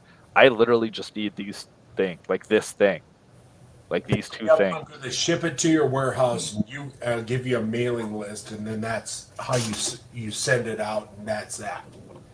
Yeah, But like don't I need Rippaverse stickers and shit all over it because right exactly. So that's what I would be curious about. So I might do it again, just like for kind of a journalistic opportunity. So for other Yeah, potential no, people I out mean, there, just see what they charge because I'm hearing yeah, all kinds of different things that exorbitant, and then again, Luke knows some people, and we definitely can talk about that Saturday, and we can talk about all this, but definitely see what's out there. I mean, shop around doesn't hurt you anything. You're not committed to nothing. right. So You know, that's so yeah. So I met with them at MegaCon. That was an interesting conversation. But it was was pretty there any short. interest in Shattermare product as far from them? Like, were they like, hey, what do Hardly Heroes? Oh, let me check that out. Um, no, they were just kind of like shotgunning the Ripa send out to like pretty much anyone that was kind of an indie comic guy, and like the guy who was again the guy who's like the husband of the wife that works for them now is kind of like because they have all the connections to different indie creators in Florida. So he's like, oh, and let me take you by this. So I didn't talk to them very long, but I mean, they came to our table, so like they saw what we were doing and like what we had already. So so I mean, yeah, like there's the potential of like relaunching older books or older issues or stuff we've already done pre-orders for or whatever. So it's you know there's a lot of different things, but I don't like from what they said, it doesn't seem like they're too. It's not like they literally have a sheet where they can hand it to me, like if we use these services, it's X% because it's kind of hard to do that. You know what I mean? Like it's their standard is kind of like my standard. Like the more I'm involved in basically publishing your book, like the more I want. So it's kind of like a value proposition thing. So yeah, we'll see. It's Yeah, kind of on my radar of something to do, but I will keep the folks at home updated. Even if something were to happen, like yeah, I mean everyone, I guess not everyone, a significant portion of other groups would think we would be like big shills for Rippaverse now and stuff, but um, yeah, that's not I mean, that I've read a that couple books, didn't care for them, bought a T-shirt because it was reasonable and it was right. comfortable, and that's where I'm at. I don't have any Yeah, hatred towards Eric July or anybody involved. I don't think he needs to be harassed or yeah, taken like you say your down. piece and you move on. Yeah, it's like I So just didn't like the comic, but there's probably going to be people again, like I went through with TFM. There were things he did not like about my book, and he very, he was very vocal and very straightforward about it, and I appreciated that. yeah, And and we literally pay him to promote our books. I have no hard feelings. Yeah, I have no If hard feelings towards TFM if any, at well, that. and that's kind of how I think. I took it right on the face right there. Yeah, I ate shit right there on the stream, and I yeah, said thank you. you were good because it would have been really awkward if we were like arguing with that Yeah, guy in the middle I of was us. not going to debate him. It's I like, was not. okay, yeah, and but that's kind of my perspective of like me towards Eric. Like, in fact, it could end up being bad from them because if they're like, "Oh, hey, you're joining us," and then we get on a stream, and I want to go, "Hey, have you guys fixed XYZ?" because did read the original ones, and then I stopped getting, you know what I mean? Like if that comes up or something like that, where it's like, oh, well, now I'm giving you like a critique of your stuff, and or just kind of like reinforcing what we've talked about, then they might just be like, yeah, drop this motherfucker. Because like, yeah, I'm not afraid to, you know, like But yes, it's I a think I showed in that stream that I can just take it on the chin and right. you know, Well, drink it in. you're but you're like a well-adjusted adult Oh no, who hasn't. inside. I'm like, what? Don't you want? Right. Yeah, Anyway, but but if I you didn't started say nothing, and I love TFM still this day. There's no hard feelings, and I hope he supports him and his crew supports the book, I hope so. and We'll see. and that goes from there. He said he did like Hardly Heroes, and I said, well, I you're gonna like this, you're. Yeah. Did you hear that, everyone in TFM community? Go Look, I buy. don't need to fire up a stream trashing TFM on how he, you know what I mean? It's like that's what it's become. It's like, oh, you Yeah. criticize this person, I got to come up with a whole stream to take Well, these that's what I'm people down, saying. Like and that's people why are indie comics are not flourishing the way they probably should because we're right. like crabs in a bucket. Yeah. That's what I'm saying. I'm saying it's more likely that if we or I get associated with people, like we're gonna say something that pisses them off, like versus us becoming like shills for them because like now we're in a club and we have to get in line. Do you understand what I'm saying? Like Yeah, it's more and, like we. and to me, I'm an honest person, and there's a lot of things that quote they have done well, and there's a lot of things that they have disappointed me in. And I So try to just remain silent on it. But if I'm pushed to the wall, like if John Malin asked me, "Did you like Godlike?" I'm gonna have to say, "Fuck no." I mean, that thing right, exactly. and there you go. And then now I fucked us all, and I got Frog Tony doing video and all these people doing shit and take these. And it's like, look, I just didn't. I'm not saying it's bad. I'm saying I didn't like it. There's a difference. Yeah. Some things like Kingdom Come Deliverance, the new video game. I didn't like the first one. Oh, you didn't like the first one? No, I didn't. Fuck you. I'm just kidding. I know. Yeah, fuck you. Right. Right. It was just too much maintenance. Hold on, I gotta fire up another stream real quick. There you go. Oh It was yeah. just it was too much busy work and chores, sewing your shirt and washing your face. And I Oh, understand that's so you immersive for so you some don't like people. MMOs then either? Yeah. Oh God, here we go. No, Yeah. we don't have to go in a long diatribe. I've got other stuff to talk about. I so I I didn't hate it. I appreciate it for what it was, but I got bored with it. It just I seemed like agree with you. I chores I instead of also questing. Like I Sky. also got I also got bored.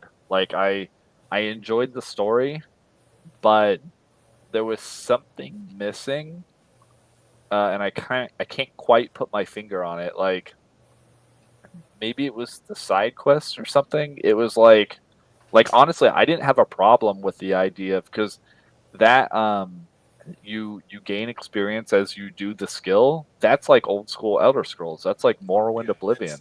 yeah, I love that shit. I like that. Yeah. Yeah, but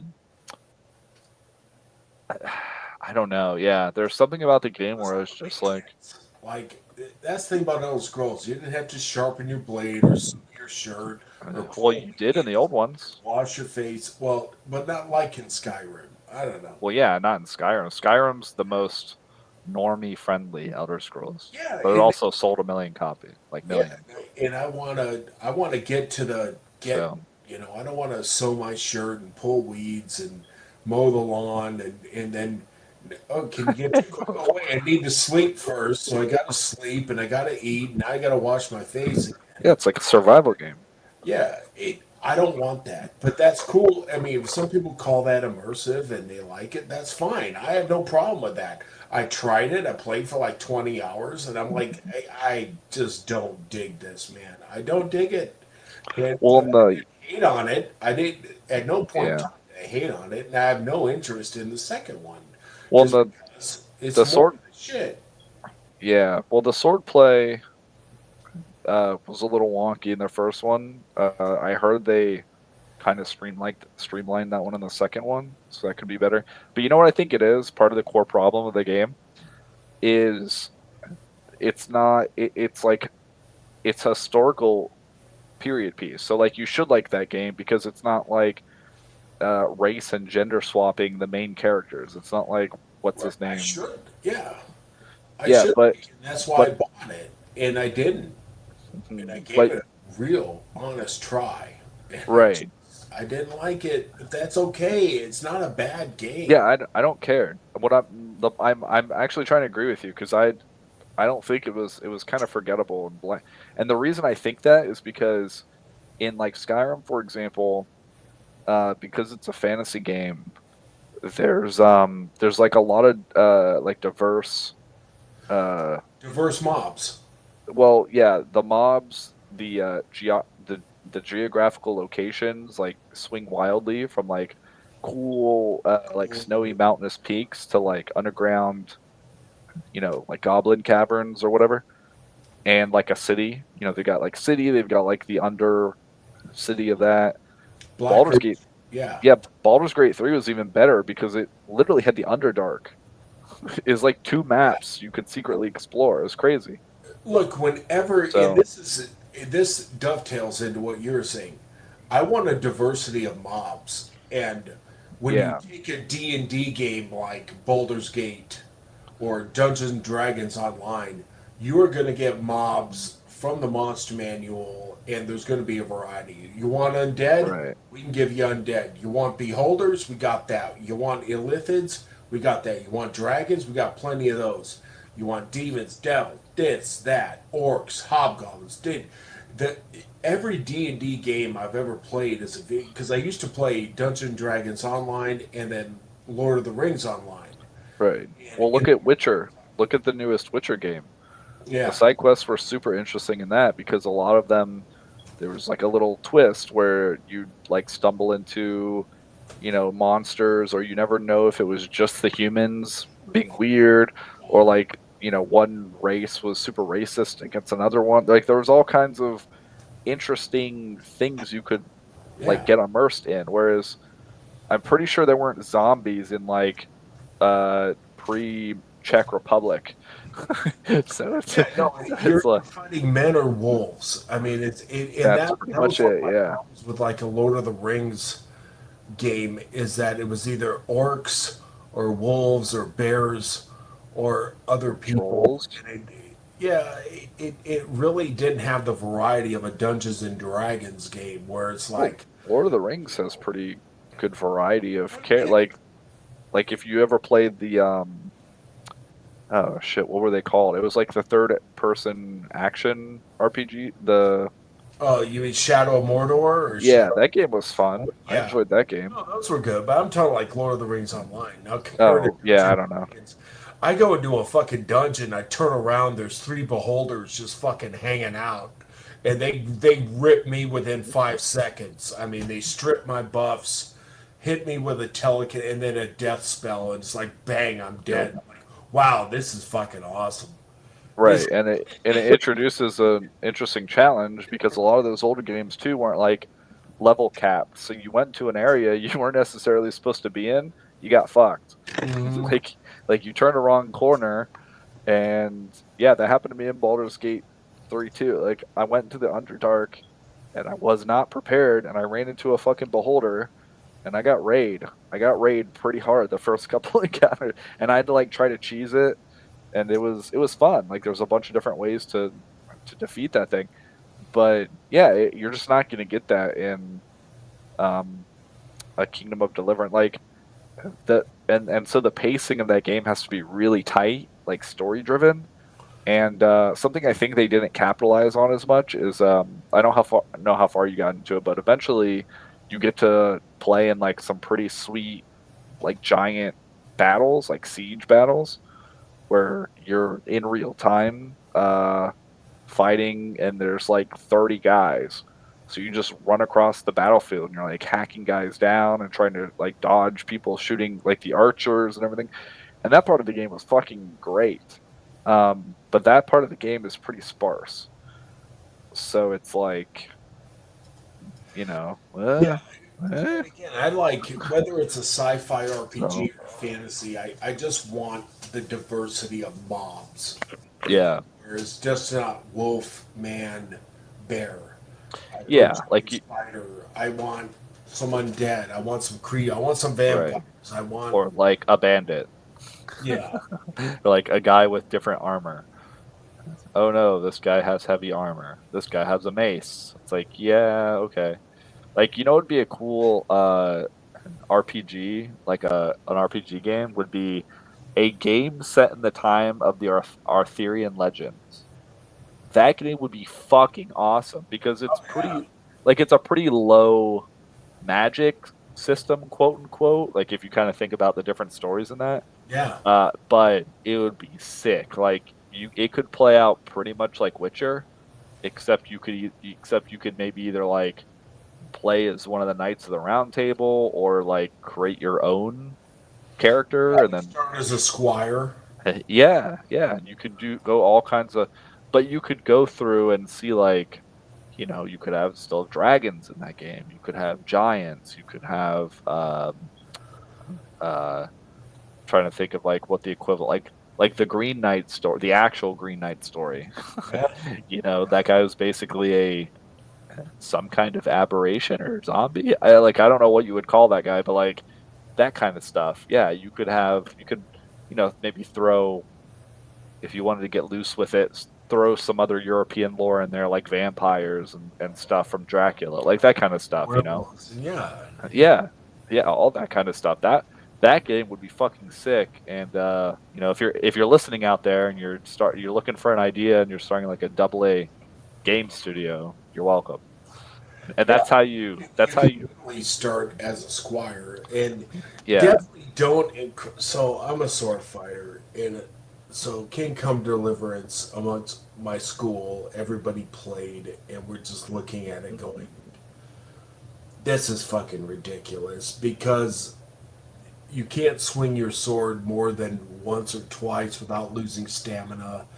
I used to be in 15, 20-minute fights. I swung, and I was 50, and I swung my sword just fine. And then, right. But when you're first training, you're like out of shape, and the character, like, yeah, it made sense for the characters, like, and obviously you have to balance like some stuff for the aspect of the video game. I think in general they just didn't like, again, it's very historical. They're trying to be very historically accurate, so you're going to run into some issues there. But you have to find a good balance between game mechanics and the realism. yeah, And at some point, you're going to have to sacrifice realism so that the game is fun and well paced. And I think the first game that they did, there's something in there I can't quite articulate because I'm not a game developer, but that was the issue. Like, the game itself was like, it was too historically accurate, and so the gameplay wasn't as fun. That's all I'll say. I don't know. it was clunky, It was clunky, yeah. So clunky and boring and frustrating, and that's how I found it. I wasn't having fun, but I tried it no. based on people like Razor Fist and some. I prefer Skyrim and whatever that makes me a normie or whatever. That's and Skyrim does have a survival thing you can click on. So Yeah, you well, gotta eat, sleep, keep warm, right. and I find that too tedious. Even at that, I just want to run around and kill shit and have fun. Fair enough. Well, and Skyrim has infinite mods.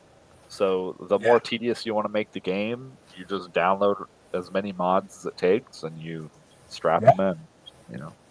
yeah. So, um let me think if there's any other highlights from MegaCon that I want to cover. Yeah, I mean, it's also fun once I mean, obviously it's really okay, something that I did not cover because this is like our third or fourth year there. But something that's super crucial is the networking aspect. If you're going to pay all the money and go to the show, you also want to spend like a day and a half really just walking the floor and talking to people, like, or seeing people that you've seen, and like make connections and get to know people. If there's someone hanging out at, like, I don't know, at a hotel bar across the street after the show, like, go grab a beer with them and get to know people. It's a really good opportunity for that. I mean, that's where it's all. So That's networking, and right, that's exactly the opportunity you need to take. And Yeah. being behind So a table that nobody goes to, yeah, as no one. opposed to going to their table and meeting them and say, "Hey, let's talk later. I got some ideas, or I got this or that." You know. Right. Well, and what we do is we bring an extra tablecloth because we never know if like we have to provide one or not, or the one they're going to give you is shitty.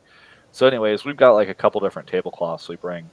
So, like, if there's a situation where like Kyle's like, okay, I want to go walk around, or I want to go walk around, and then one of his like, oh, I'm going to go talk to this guy. We just throw the cloth over the table and just go. Like especially if it's slow at your table and no one's stopping by, or it's like a Sunday or a Thursday, like the first day and the last day, just bring an extra tablecloth, throw it over your stuff, so you don't have to break down the whole table, and just go.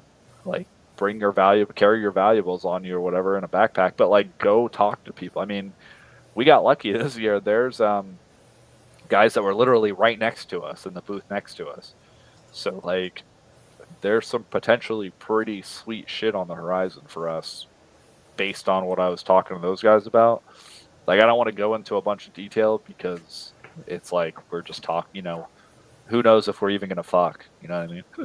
But it's like when you just start talking and you're dating somebody or whatever. But Yeah, just play it cool.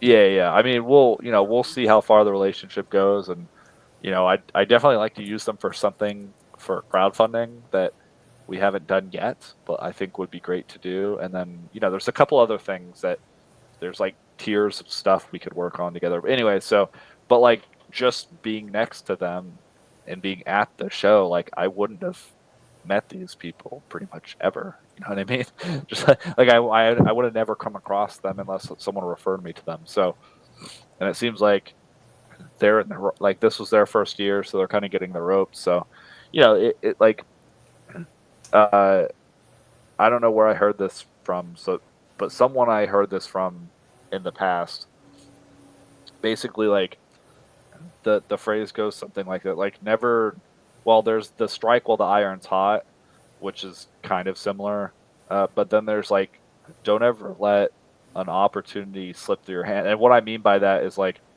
so say you're like going to a meeting or something and the person's a no show, well, don't just sit on your phone for an hour.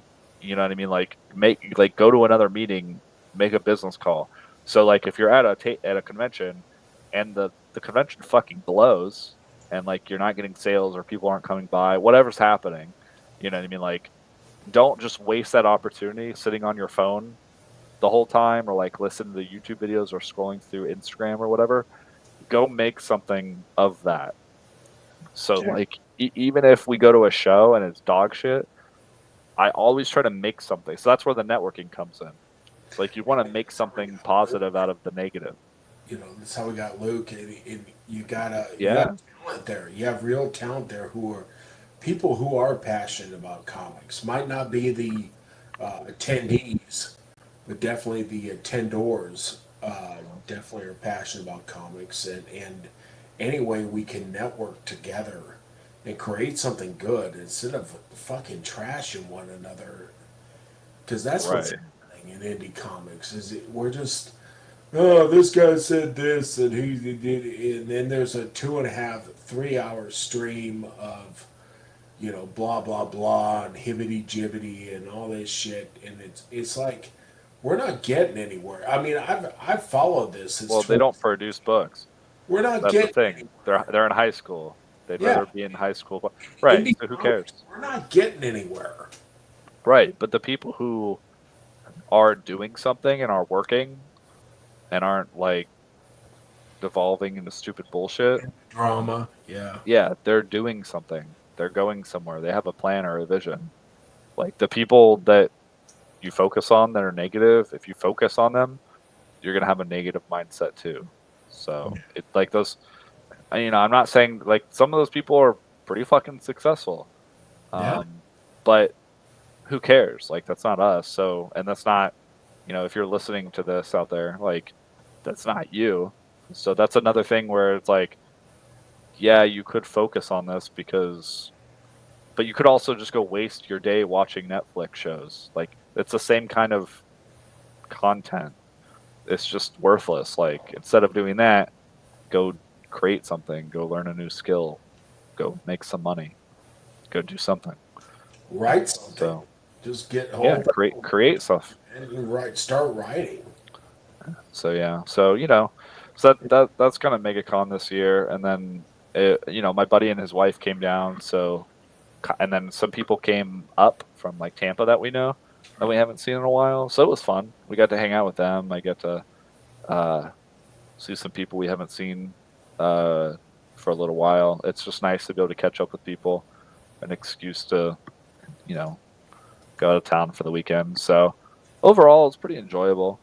I mean, the show itself was whatever, but you know, Did you catch any panels or? mm, not really.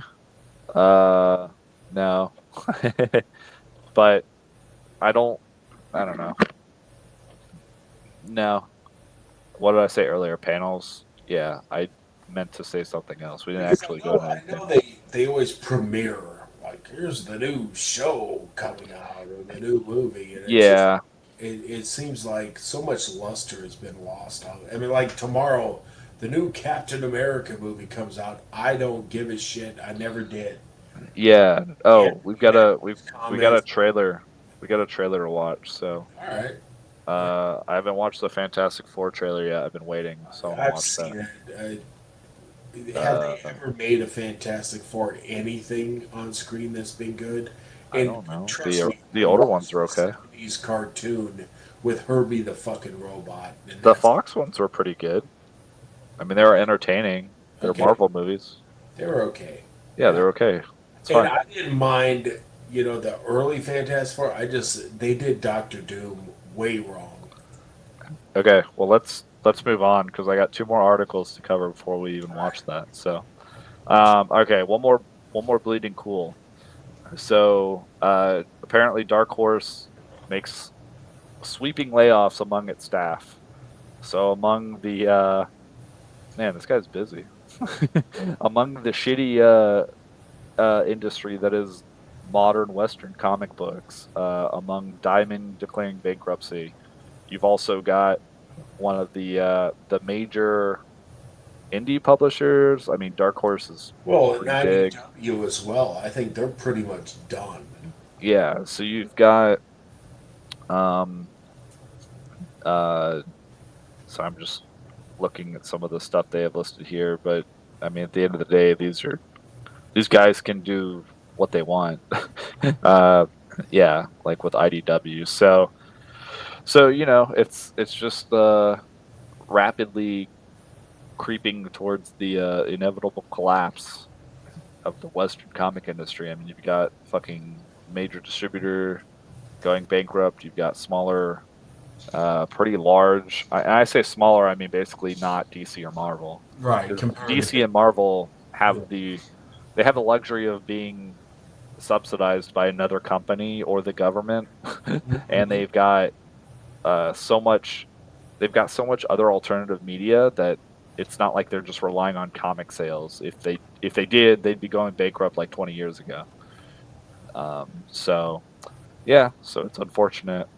Another Horseman comics, but layoffs isn't a good signal. Layoffs is pretty bad.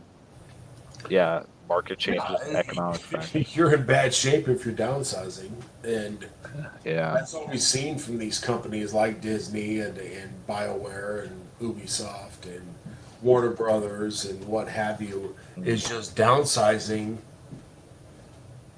every chance they get.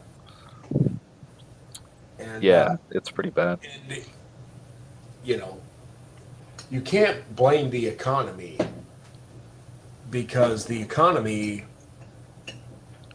according to Joe Biden supporters, who these people probably are, is doing great. So, so you can't blame the economy, according to these people, even though the economy sucks ass and we know it. But it comes down to the actual product, and people are silently voting with their wallets, and that's Yeah, why. everything is flopping and these companies are losing money, and they have been subsidized, and I truly believe that they've been subsidized by our tax dollars. The Yeah, it's U.S. obvious. I've been Yeah, saying that for years, but now I guess people finally have the smoking gun that they need. Like, maybe it's just obvious to me because I know a little more about finance and economics than the average person, and like I no, can reason. I thought about this. I But feared against it, but I thought maybe there's a no. no, no, Yeah, of course they are. it is propaganda. It's There's no just fucking way. propaganda. And so Yeah. that's why I So, don't give money, but they're still alive. They're well, still, that's because we aren't applying for a grant for our transgender comic book, William. That's our fault.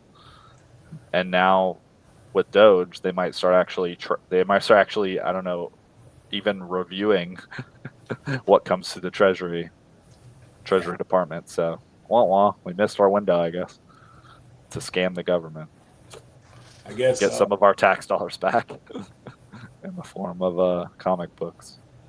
But and yeah, so yeah, now the money train, the gravy train is drying up, and I mean Marvel and yep, DC will be fine because they're exactly. just IP farms anyway for Right. movies. Again, they don't. Yeah, they actually barely make new comics.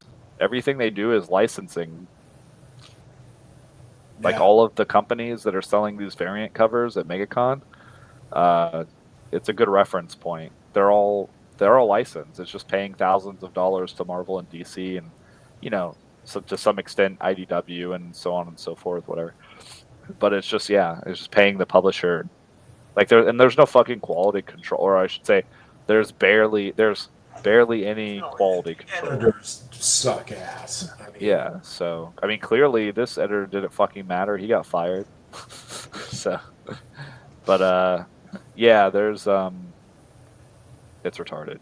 And the other thing is that, and it's permeated through video game, and so these people are going to suffer, and they're going to. We've had close to 30,000, uh, just over 2 years of video game employees being laid off. Now, does that mean gamers don't want games? No. no, they're just buying the games they like. Yeah, That's called economics. yeah. Yeah, I Deal mean, with it, I folks. don't have a ton of sympathy for these people either, because it's like these are people who would gatekeep us out of the mainstream comic industry and Yeah, like laugh and spit in our face. So, deal you know with it. what? Yeah, get a real If fucking job. Marvel and DC had to actually stand on their own 2 feet, they would have been bankrupt, like you That's what, said, 10 yeah, years. They yeah, would have. they can't. They literally cannot. Like there was an article that came out a couple years ago that DC is losing like millions of dollars every year. Like Marvel doesn't even know what they make per book. Like they had to hire an analyst because they have no fucking idea. And then like Disney absorbed the comics, and they're like, "Hey, what are you doing over here? Just laundering money?" Like they don't know. So yeah, it's whatever. But yeah, I mean, another huge problem for the comic industry is they want to push a bunch of like literally gay propaganda in the form of their like YA young adult stuff, and they're really turning off and pissing off like parents, and kids don't like that shit because kids aren't retarded. Like a No. lot of kids actually know, like they have Google, and so I was talking to this with a buddy over the last weekend, like Marvel and DC and a lot of Western comics, they've totally shot themselves in the fucking feet, plural. Like they've lost like two generations of comic book readers to manga and anime. So like not and if you look at the books there, it's just rehashing the same fucking 80s properties over and over and over again in the hopes of getting like the handful of middle-aged guys or boomers that still read fucking comic book. Well, let's be honest, they're not reading them like you said. They're just picking it up out of a Yeah. habit. They're just hoarders. They're not even collectors. That implies that there's some kind of value. They're not. There's no value. They're just hoarding the books. Yeah. Um, because there's no new properties. It's always Teenage Mutant Ninja Turtle, and they're just shuffling these between each of the company for the license fee. TMNT, fucking now it's Godzilla, now and then it's Transformers, GI Joe, like any, and they get super lucky if there's like a reboot, like there's a new Transformers animated movie, so they're like, oh thank God, let's make a shitload as many comics as we can with this title and sell what we can, you know, like your effect. It was funny. Kyle over the weekend was like, you know, it's kind of stupid. They're like kind of wasting money on pages because you're just buying a small print. Like you're just buying a small art print when you're buying this book. Like people just see the cover, they never read the book. And I'm like, yeah, that's a good point. Yeah. Like it's useless. They're just wasting paper. But yeah, they've lost like at least one, maybe two generations now of kids. Uh, I mean, honestly, probably more because like most millennials don't read comics. Most people my age don't read comics either.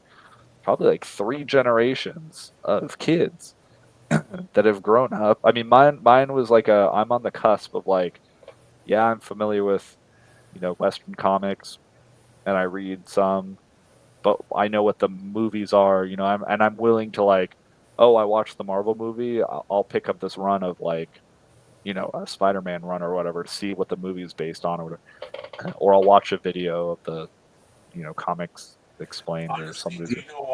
do you want to know who's in the cusp? Is my generation, Generation X. We are like, my boss is from a older generation, Yeah, you guys are pretty much the last one. and he has no idea of comics. He doesn't give a shit. In fact, he's even wondering why the fuck are you doing a comic. Um, Yeah. nonetheless, nonetheless, and he has young daughters, and they don't give a shit, but they still will go to the Marvel movies. And Yeah, they'll go to the movie. That's like the most average thing you can do. And like that's because they have Hollywood celebrities. So there's a lot of social validation. But even then you see like most people aren't watching the Marvel movies anymore because they're just fucking tired of the MCU. They're tired of superheroes. mhm. They just have like they're generic, they're tired of which we'll see when we watch the trailer, but Honestly, I am too. I mean, I yeah. can't believe how much I actually enjoyed Wolverine and Deadpool. Now, my boss didn't like it. He took his daughter and her boyfriend to it, Mm, and he's like, there was no plot. And I said, there kind of was, and then I not explained not it to really. him. Yeah, I I know. mean, it not on the surface. Like No, you have to have knowledge of the characters and a deeper lore of like the Fox yeah. movies to understand the Like plot. it had to, like when you get to the end, it had to be those two because of the regenerative properties to make Right. that But chain to destroy the doohickey that did the whatever. And he, it's like it had to be those two, and it had to, and so there is a plot, but if you weren't really in the know, then there wasn't a plot. yeah. But still, it was a lot of jokes, two white guys kicking ass, having fun. There was no gay shit in it, and and for all the gay people, I fuck off. I mean, at this point, fuck right the fuck off. I'm done Well, trying to. they've kind of all the political activists have kind of scattered like roaches. They've like roached out now that it comes to I don't know. And a lot of them were, you know, obviously AstroTurf too. So Yeah. But uh, but yeah, I mean exactly. So like even possibly to your generation. So like for sure, multiple generations of people they've just kind of left in the dark, like they've left in the dust. And Yeah. so, what do you expect? Like people are buying manga, people are watching anime, people are buying all kinds of fucking tchotchkes and random bullshit from conventions for anime characters for the last. I mean, there's anime characters people are buying stuff of that are as old as me. Yeah. like stuff and it's not the same Robotech, for right. Bebop. I mean, yeah, Dragon Ball, like fucking Berserk, like, but stuff that's not the same, like four or five IPs just churning out over and over and over again. It's those characters that have a legacy, and then there's also newer stuff. Like, there's a lot of stuff I just don't even recognize. I'm like, okay, well, clearly I just don't even know what the fuck that is, or what anime that's from, or but there's a ton of properties out there for people. But that's because there's good stories. What they attract multiple different audiences, demographics, whatever you want to call it, and they make the stories for them, or something that's a universal theme, and that's it. You know what I mean? Also But not trying to stomp on anything a straight white person created, and that really is the crux, and that who is the but who cares? But who cares? Like, right. I agree with you, but who fucking cares, to be honest? Yeah, Like, they don't they're yeah, they're Japanese. They don't fucking care. Like, they're not even associated with Western American politics and like ideologies. They're just making stories. Like, in fact, if you think about it, we get the best stories that they make. And the only people who give a shit are the people who bitch about the localizers trying to add gay woke shit into the translations. But at some point they hear about it and they just go, "Okay, yeah, fuck you. We don't want you fucking up our stuff. Fuck you, Crunchyroll." But at the end of the day, they don't care because it's they're Japanese products. Like, Americans get probably the best, most popular. Like, in yeah. Japan, there's infinite options for manga and anime. So, um, yeah, but that's for kids. It's animated. Like, what do you think kids like? Fucking Marvel and DC. It's just so dumb. Like, and they're congruent. So, like, you pick up a manga and, oh, shocker, that's like what the anime is going to be like. It just makes sense. Uh, so, like, way before all this, like, radical woke shit and everything's been infesting the comics, they've made a lot of dumb business decisions.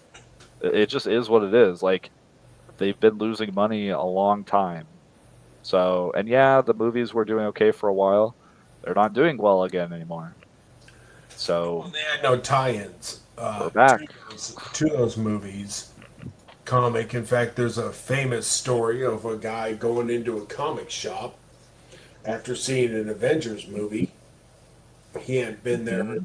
bought a comic in 20 plus years, and he looks at the shelf. He goes, "I want Captain America," and then he sees the black Captain America, and he goes, "No, I want the one I saw in the movie." Yep. And comic book store owner called him a racist and threw him out. You think that guy's ever going to buy a comic again? Well, yeah, obviously not. But just think about again, you don't need to make it about politics. Just think about how fucking dumb of a business move that is. Like, you have And this major blockbuster movie that's coming out, and you don't just, like, pull together some of the lazy, incompetent artists and writers you already have working with you just to, like, they have tie-in shit all the time to movies.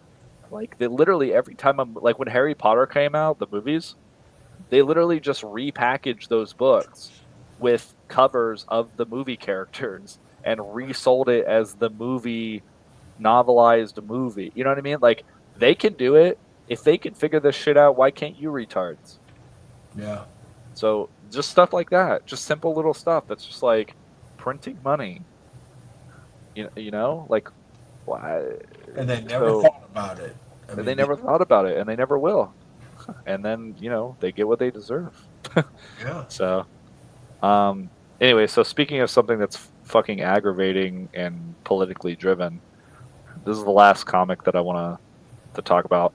This is a little old, but I saw it, and I just want to laugh at the fucking retard that because, again, speaking of conventions, these are a lot of the people that do panels and get invited to the conventions, and then you wonder why. Oh yeah, no one gives a shit about that guy, and they're fucking weirdos. Um, so and it's Screen Rant, but whatever. So yeah. this is so it. How do I go through this without reading the whole? There's a couple of sections I want to illustrate, but this is the quote. They just want to fuck her from a modern Wonder Woman um, comic book, and apparently that's an uphill battle. But it's not because of what you think. Like, you think, oh yeah, like, you make an attractive female in a comic book, you're like, of course, you'd expect, like, yeah, teenagers and guys, that don't have a wife or girl, like, yeah, they fantasize about her. That's the point. Yeah, you think women don't want to fuck Batman? Right. But that's not what. So there's a twist. so so you think um so it's really just this guy projecting his fucking weirdo freakish sexual kinks on her. Um so in his mind, well they really cuz it's always about their bullshit narcissism and like them going back and rewriting history as like why someone wouldn't want to write them. So they're like, oh, why have how Wonder Woman comics not been that bad and modern ones? Oh, because creators shy away from Wonder Woman's politics and history. And Do you know? Oh, let me interject. Do you know that the guy that created Wonder Woman was one of the most like sexist fucking like he wasn't some feminist guy that right, created Wonder Woman. yeah, yes, and well, I didn't know that specifically, but I believe it because we're gonna get there. So Greg Rucka um, believes that writers need to embrace every part of Wonder Woman's lore. And you might ask yourself, well, what are Wonder Woman's politics and history, and what are the special parts of her lore that this guy wants people to embrace? Okay, so he um, he goes on to say that um, he was asked this in a panel by some dumb bitch named Laura Hudson. I'm sure she's a fine lady. I shouldn't say that. Who asked him about the experience, and then of course the setup. What is it like writing female characters as a male character? And if I make an edit of this of this episode, it's literally just going to be insert. What's his name from that movie? Fuck the Oh man, what's his name? The guy from The Shining. Oh, Jack Nicholson. Jack Nicholson in that movie where he's like, it's a perfect quote. He's like, "Well, what's it like writing from a female perspective?" And he's like, "Well, I just imagine them being like a man, except Exactly. dumber. You know what I mean? Like more I emotional." take away all the I reason. I take away all the fucking accountability. Yeah, that was in that that movie. Fuck, with Helen Hunt. Yeah, that's what the answer should have been in this panel. And oh my god, if I was there, I wish I was in this guy's shoes. And I just quote that directly and be like, well, I take away all the rationality, the reason, logic, the responsibility, the drive, for the success, the competition, lower IQ by like 20 points. And then that's what I imagine writing for a female character. Yeah. But that's not what he said. What he said was Wonder Woman's origin was rooted in a developing era of feminism, and its evolving nature makes it more complicated to fit with the times. Oh, Ruck- it's called As Good as It Gets. Yeah, that's oh, what the perfect. quote's from. All right, let me read through this. Rucka claims that many writers shy away from the political and kink aspects of her earliest days and downplay them altogether. So you're halfway there. So it's obviously feminism because she's a woman, right? The developing era of feminism. So I gotta write like a little bitch, a little mangina.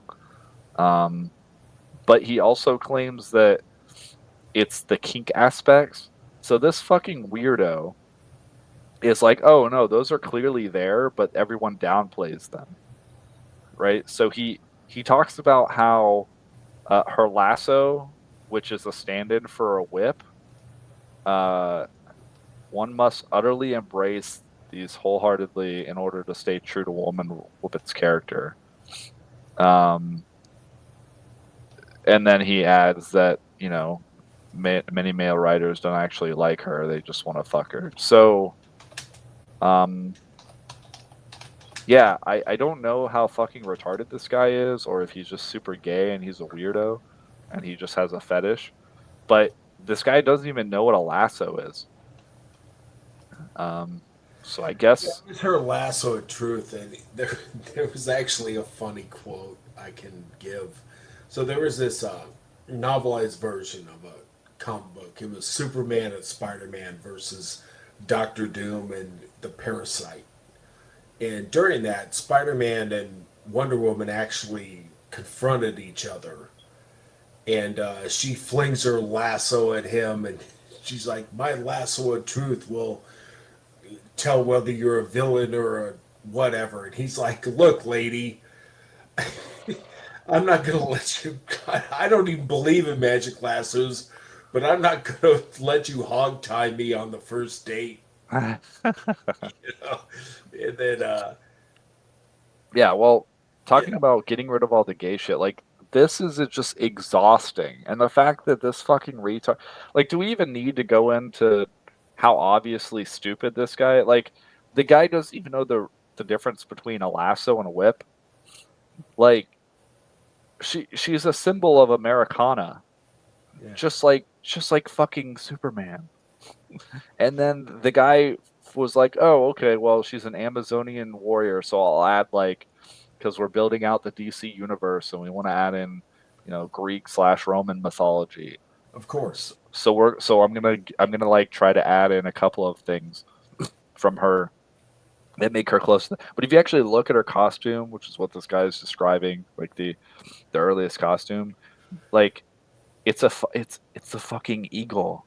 It's an American eagle and the red, white, and blue. And a lasso is for fucking Stars, cowboys. stars. Stars, Star Spangled Banner. And the lasso is for fucking cowboys, you complete abject loser. Not only that, Like, but like, so it's I was at an age Americana. where I watched Wonder Woman in the '70s on TV, and I wasn't at that age where I wanted to fuck anybody, right? Like, you know, 7 years old, 8 years old. I just looked at her like a hero. Like, yeah, she was attractive, and but you didn't have to. It was just a cool comic Right. book Well, character, this and guy can't imagine anyone looking at her and not wanting to have sex because he's yeah, a fucking freak. Like, the guy's literally trying to fetishize anything and just projecting his idea onto other people. And like, oh, look at her wristbands. That's obviously for BDSM. It's like, holy fuck. Like, no, that was for you, blocking bullets. yeah. That's what she Like, used to block bullets. I mean, look at the era these characters were created. It's like these people don't do any research. It's just like it's so awful, and they're the ones who get the work, and then they wonder why their books don't sell shit. They're But yet just the industry disingenuous. keeps But I can tell you as an observer who was there when the TV show came out, and I'd watch it with my brother, and my brother's gay, so we still enjoyed watching her show. And I had no sexual fantasies because I didn't even know what the fuck that was.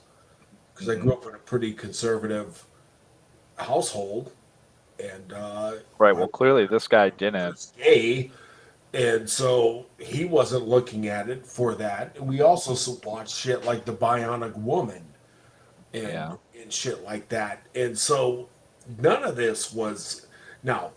Yeah, did my dad watch it and probably have an idea or two? Maybe. I mean, I don't know. We only had like 4, 5 channels those days, so fuck Yeah. it. But it was still a cool superhero show for what it was at that time. But I also watched The Incredible Hulk at that time, and I had the same feel. I just want to watch the superhero show, and I didn't care if Uh, it was a man or a woman, or if she was, Charlie's Angels was big in those days, and they were female heroes, and sometimes they were in bikinis, or sometimes they were in suits, or whatever the hell they had to be in. But as a young kid, I never looked upon them and went, "Oh, I want to bang that thing," because I didn't even know what that was. It wasn't even in my fucking head at that time. yeah. Well, look at this guy.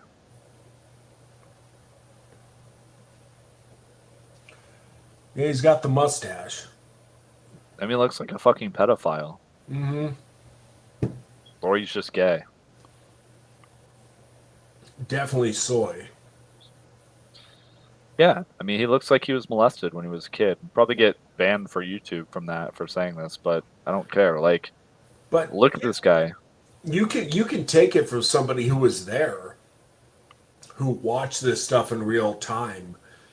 I wasn't at 7 years old beaten off to Linda Carter because I didn't even know what beaten off was. Like, I was 7 years old, 8 years old, you know. So, Right.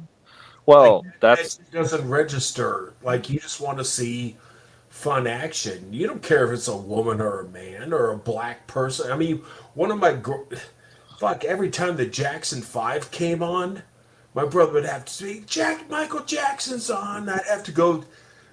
You know why I identify with Michael Jackson? Because he was a kid. He was a kid yeah, just but like that's that. the problem when you have these fucking degenerate fags. Yeah. I don't know if he's gay. He just looks. I mean, I'm just gonna call him Yeah, a faggot because he I looks mean, like a piece of I shit. would put him on a Like registry. the and for those people out there that are just like, oh well, why would you call this guy a pedophile? You have no idea. You don't know him at all. You've never met him. Because I don't know if this is like a shocking fucking news flash for people, but comic books are for children. Like most of the stuff that these people are involved in, like we're adults because we're like and we're nostalgic and we continue to do like we have disposable income. So we can frankly just continue to indulge our kind of like our childlike innocence and memories. Well, not that much. I'm kidding. But but like enough where we have jobs like we don't have to like beg our parents for money. We could just go out and be like, okay, cool, I'd like to pick up this, you know. But let's be honest, like all of these industries are for kids. Just like I said, like they lost a generation or three from like manga and anime. So when I see these fucking weirdos that come into an industry for children and they try to fetishize basically everything they touch, I mean, what kind of fucking degenerate garbage piece of shit are you where you talk about a child's book and you talk about fucking politics and kinks? Yeah. Like, check this guy's fucking computer database. That's why I call him a ped. He said he looks like a pedophile because the guy looks like he's trying to join a children's industry to groom and fuck children. Like these people are horrific pieces of trash. And when you look at like coaching or clergy or Or public school female teachers. school teachers, that's where you get. I mean, they're going to be drawn to what Yeah, attracts them. It's right. Is a beware of your disproportional. coaches and beware of the people who are into children's entertainment. Right. Like, why are you so involved in this? Like, we're making books for like teenagers and adults. Like, I straight up say, and people are like, well, why is the age restricted video in the trailer in the Mercenary Guild? It's like, probably because I age restricted it. I just hit 18 plus because I don't want to get into any issues if someone comes across and it's like, oh, look, there's boobies or like there's blood or that guy's arm is chopped off in that panel. Like, I just Yeah, don't fucking want to deal with any of that, and I'd prefer kids not see it if that's the case. Like, I actually have some kind of empathy. Like, I'm not driven by, uh, I mean, making money. I guess is the self-interested part, but like like it's really easy to figure out what people's motives are if you just think about their self-interest. yeah, Like it's not complicated. It's pretty simple most of the time. Like, oh, well, why are they defending this or that? Oh, because it's because of their self-interest. That's like pretty much most politics and people's motivation for doing things. Okay, well, why is this guy in his interest in writing for Wonder Woman? Why is it about like very weird fringe sexualized like sexualization of the character, yeah. specifically stuff from gay culture, not even like heterosexual stuff. When again, it's somebody who was there in real time, who was a kid, we didn't sexualize her. Right. You just saw a TV show with a heroine. And it was basically aimed at a younger audience because it Right. was, That's why she's not naked. yeah, But like a lot of the guys who are creating the characters and stuff, like again, look at this. Look at this. Like this outfit. there's not a ton of detail, but like she is still attractive. It's not like she's wearing a fucking burqa and a hijab.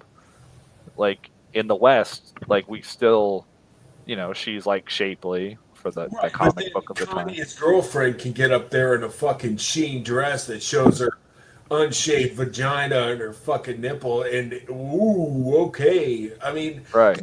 would That's that be because good? it was a symbol. You know what he was doing, right? Yeah, I know what he was He doing. was he was basically saying, "I'm exposing you." Yeah. That's what he was saying. But for some reason, he decided to use his wife. Like I don't know why he didn't just hire somebody. So that's kind of weird. So he's like, "I'm exposing." And he wasn't even invited to the Grammys. He Yeah, fucking he crashed. crashed. I mean, I thought it was pretty funny. I mean, It's obviously, yeah, funny, like, but like if you look at the red carpet, but you see yeah. things So way more revealing, whether it's Sydney Sweeney or whatever. And yeah, of trust me, I course. don't mind. I ain't complaining. Um, but when you're a young kid, which is what back in those days, Hulk, Wonder Woman, well, not Hulk so much. Hulk was actually more mature than really was for adults and kids. But like Wonder Right. Woman or ISIS or Shazam, we had all this shit on TV. And or the old Batman show that they showed in reruns or whatever. Yeah. And it was, I mean, yeah, you could say, wow, she's showing it just seemed it Yeah. No one's saying that. wasn't porn. You know? Right. No one's saying that except him. Yeah. Yeah. Yeah. I understand what you're saying. We're talking about the same thing. Like he's the one saying that. Yeah, all these guys want to fuck her. It's like, no, that's probably mostly just you. And I'm guessing by the way this guy looks and dresses, he probably wants her to fuck him. Yeah. She's not a real person, folks. Right. Now, So if you're attracted to Linda Carter or Gal Gadot, then okay, then who wouldn't be? But as far as like kids or things like that, no, we didn't look for things like that. We didn't care about things like that. We didn't notice. I mean, we know as an attractive woman, like Charlie's Angels or whatever, but we never had sex fantasy because it just wasn't in our brains. But I guess that's what they're trying to put into little kids' brains now is sex. Let's yeah, well, and like this guy is trying to let's get say that 7-year-olds obsessed about sex, and it's yeah, like it's we fucking didn't know retarded. what sex was. You know, No, it's to groom them because there's a bunch of child predators out there that want to normalize having sex with kids because they're fucking demons. But yeah, I mean, this guy is like, one Wonder Woman was co-created by this guy first time. He was an unabashed feminist, just believe in female equality, believe in. I mean, first of all, I never fucking believe what any of these dipshits say. So like, I don't even believe this. Now, if I was gonna go back and research this, and even if this was true, it's like, okay, great. So Wonder Woman was created as propaganda, expresses ideals, and and and then once it traded hands, they're scuttled and removed altogether. Good. So at least back then, someone recognized, oh, you're trying to subvert our culture and destroy our society with your faggoty comic books. Yeah, we're not having that. So we're gonna get rid of that shit. And a lot of these guys, again, because he looks back on this shit and then just redefines it to suit his weird, fucked up ideas, like, oh, female domination, bondage, discipline, power dynamic. Like, what the fuck are you talking about? Like, what Wonder Woman are you fucking talking about? Like, no, this I is mean, no, no, stop. This is just as bad as like a flat earther yeah, being like creating some fucking crazy schizo conspiracy and saying like, oh, if you're really, or better example, all these fucking guys that are like, oh, I see this secret symbol. Oh, you don't see the secret symbology. Like you could just straight up point out the evil shit people are doing, but these guys are like crazy insane about it. They're like, oh, look at all the symbols. They're there. They're the Illuminati. Like, oh shit, this guy's associated with these guys. It's the Illuminati. Look what they do with their hand signs. Look, they're holding their fucking hand up. Oh, they're sending me secret messages. Look, it's just me. It's like, no, you're fucking insane. Like, you think this person is sending you secret messages? You're fucking schizophrenic. Like, that's Dude, this guy. fucking Manson. You're fucking Charles Manson who thought he got secret messages from the Beatles' White Album. Right. So that's these delusional fucks reading into stuff and being like, "Oh no, I really knew what the guy was talking. It's really this the whole time." So no, I don't believe you. You're a fucking lunatic. And if It's just a female superhero, and they've retconned her several times. The Wonder right, Woman I grew up on drove an invisible jet and all that shit. They reckon yeah, now she can fly, and she has the strength and speed of Superman. yeah. I mean, She never had right, that. She never had right. that in Well, the days. right. Well, and like she's a woman, so it's anyone's a feminist who just tries to make a fictional woman female character that it's like, look, she's doing what men do. Like, yeah, that's all feminism everywhere. Like, who Yeah, fucking at this point, who fucking cares? and she, I just don't understand how you can't look at this and not see. But again, people are fucking retarded. Like, again, unless you're trying to subvert the culture, she's a princess. This is classic Americana, yeah. just like Superman during like the World Wars, like very American, the ideals of America, like the lasso, Western cowboy culture, the fucking eagle, the flag, like fighting for the freedom. Well, I think they Uh, gave her the lasso for a non-lethal weapon because comic books weren't about characters carrying swords or guns. Even Stan Lee has said he never really approved of characters with guns. right, because they're for kids.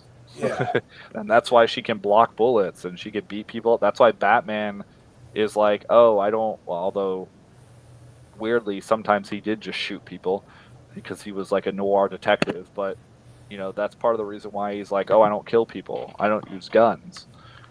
And Superman would just have the strength to fly around beating people up. Yeah, they didn't want to do that yeah. because you don't want to promote extreme violence and sexual shit to kids. Like, at least, even back then, Jews knew that. Yeah. So, And back she when, was the first original, and then a lot of the female superheroes that came out after that were just, yeah, they're just cop clones. She-Hulk and Supergirl and Spider Freak Woman, Asian or something. and they were just not really organic. They were just spin off. Right, Let's have a Spider Girl. Let's have a Bat Girl. Let's have a Supergirl. Let's have a She Hulk. Let's have a whatever. right. And so that shit happened way before a lot of us were born. You know. Yeah, well, and even then, there were just lazy ways to try to create alternative female characters to males just so they could say, hey, we have it was still just bullshit, lazy diversity back then. Like, Yep. they didn't really do anything of any effort to actually appeal to female demographic readers. They're just like, oh, we're diverse. We have a woman. Oh, what are we gonna call her? Batgirl. Okay. But Wonder Woman is really the first actual with thought put into the project. Like she wasn't a spin-off. She was her own.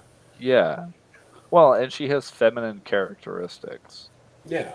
Like anything I like if I like I used to watch Justice League Unlimited when I was a kid growing up, and they had like those animated shows with DC. Hmm. She had she had feminine characteristics. She was not a fucking feminist. It's just so dumb. And Yeah. it's exhausting. Like, these people need to fuck off. Like, please, like, God, please get fired and lose your job and have to go drive Uber or work at fucking Starbucks. Like, Yeah.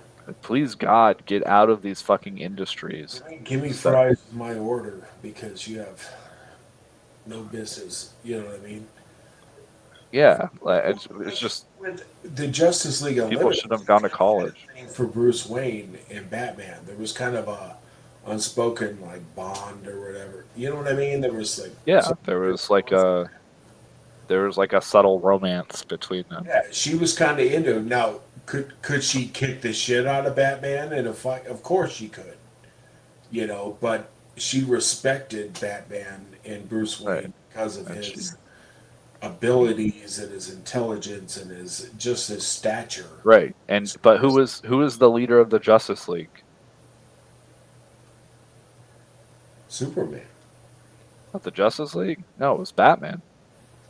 Oh, oh yeah, of that, yeah. Of Yeah, it wasn't in Wonder the Woman. past, it was Superman, but yeah, Yeah, it wasn't Wonder Woman. She was like an advisor.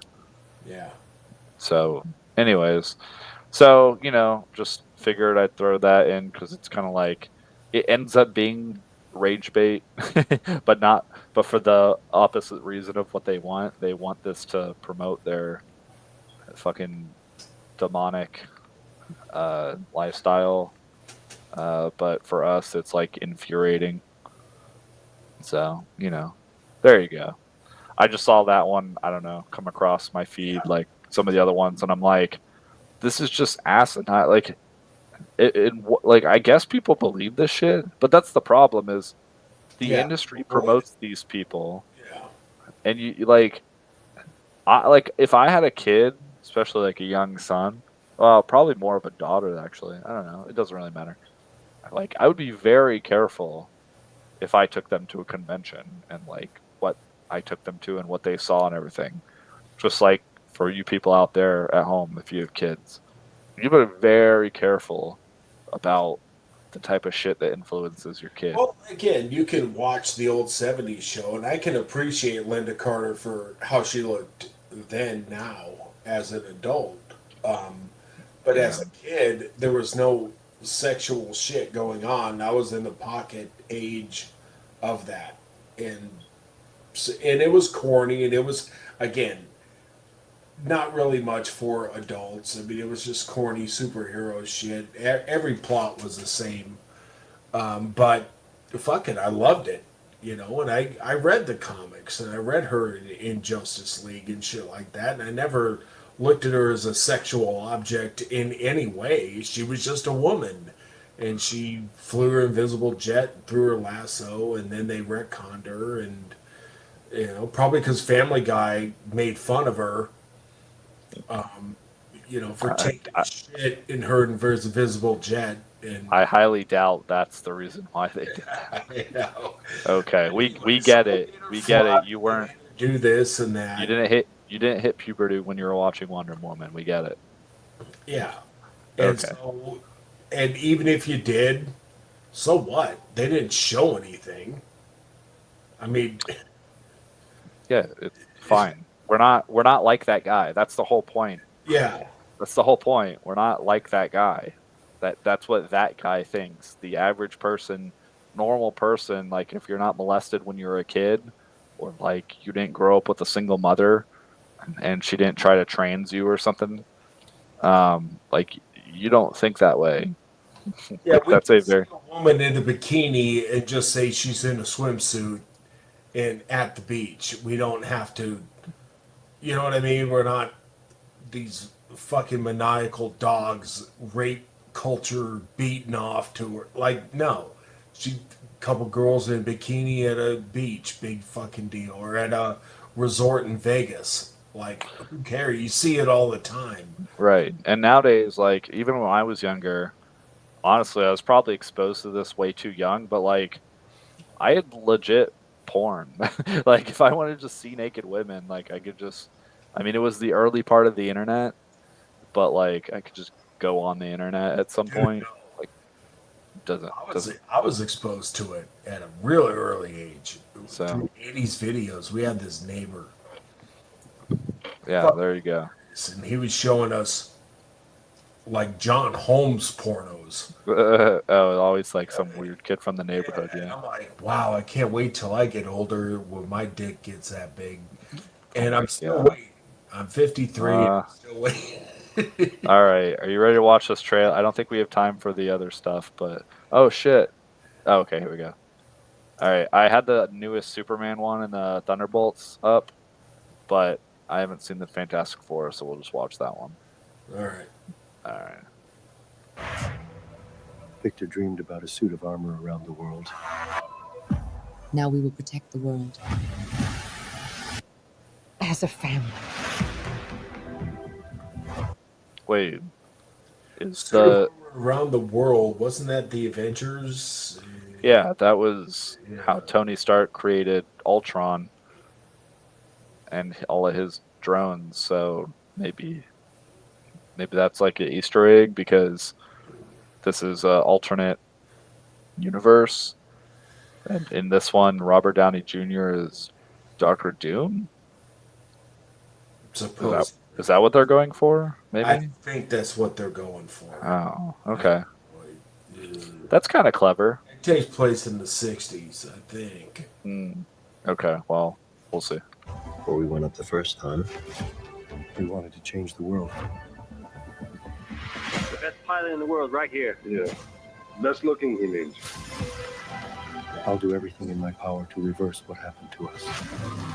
We became heroes. Dan always told me he just wanted a family. We are a family. How's that sauce coming? Okay. Okay. All engines running. The same energy that gave us our powers.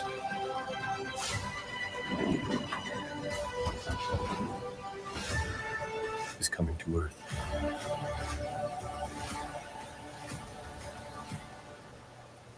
Let's make the world safe for our children.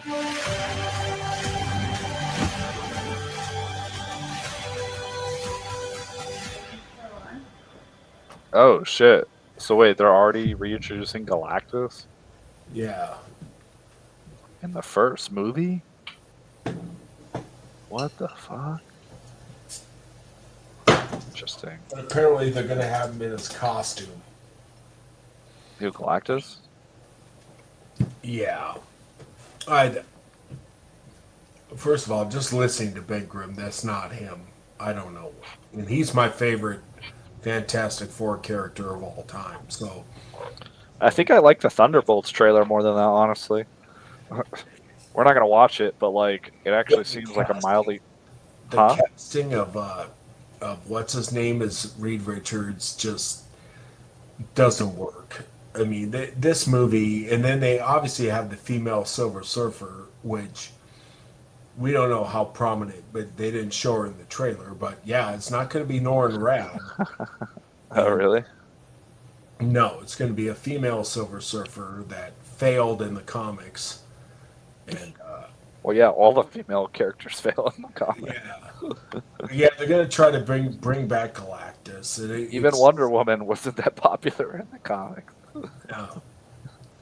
I don't have much faith on it. Again, listening to Ben Grimm's voice, it should be gruffer. It should be, in Like Hellboy. that, and he'll probably be a side character to everything. And Ben Grimm is the reason I bought Fantastic Four, and it's the reason I read it.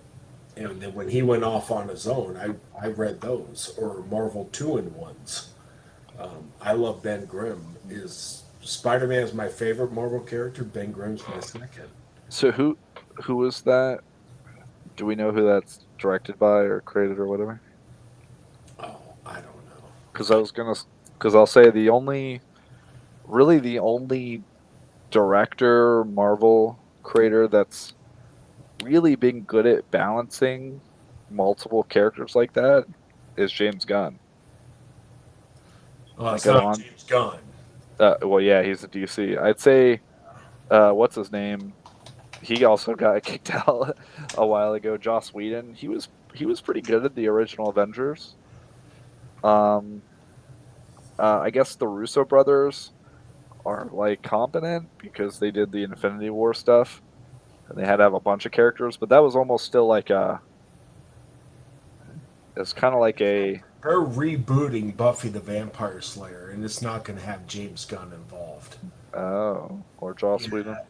Yeah, Joss Whedon. So Yeah, whatever. it's Let's due. focus on this. I We know. can talk about that another time. So So yeah, I the don't. director is Matt Shackman. Okay, what's The that guy doing? writers are Peter Cameron, Josh Friedman, and Jeff Kaplan. I don't know. And then Pedro Pascal, Vanessa Kirby, Joseph Quinn. Yeah, Pedro Pascal is definitely the weirdest Yeah. casting of.